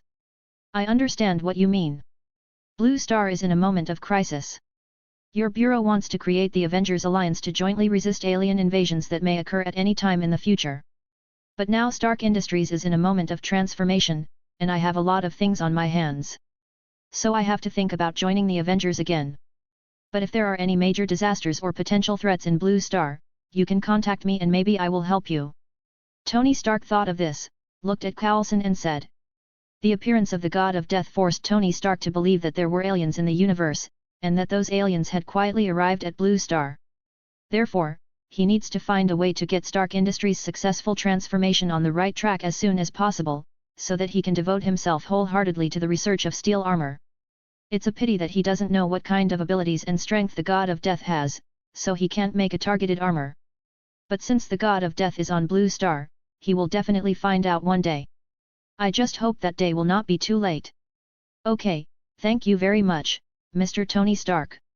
Coulson heard Tony Stark's response and stood up with a look on his face. After thanking him, Coulson also took the initiative to say goodbye and left. Coulson was in a very good mood, and although Tony Stark didn't join directly, he also got a promise. When there is a big disaster in the future, there will be an opportunity to join forces, which proves that his contacts during this trip were good in terms of results. With a good start, it won't be too long before they pull Tony Stark to officially join the Avengers. End of the chapter. Like and subscribe for more videos like this.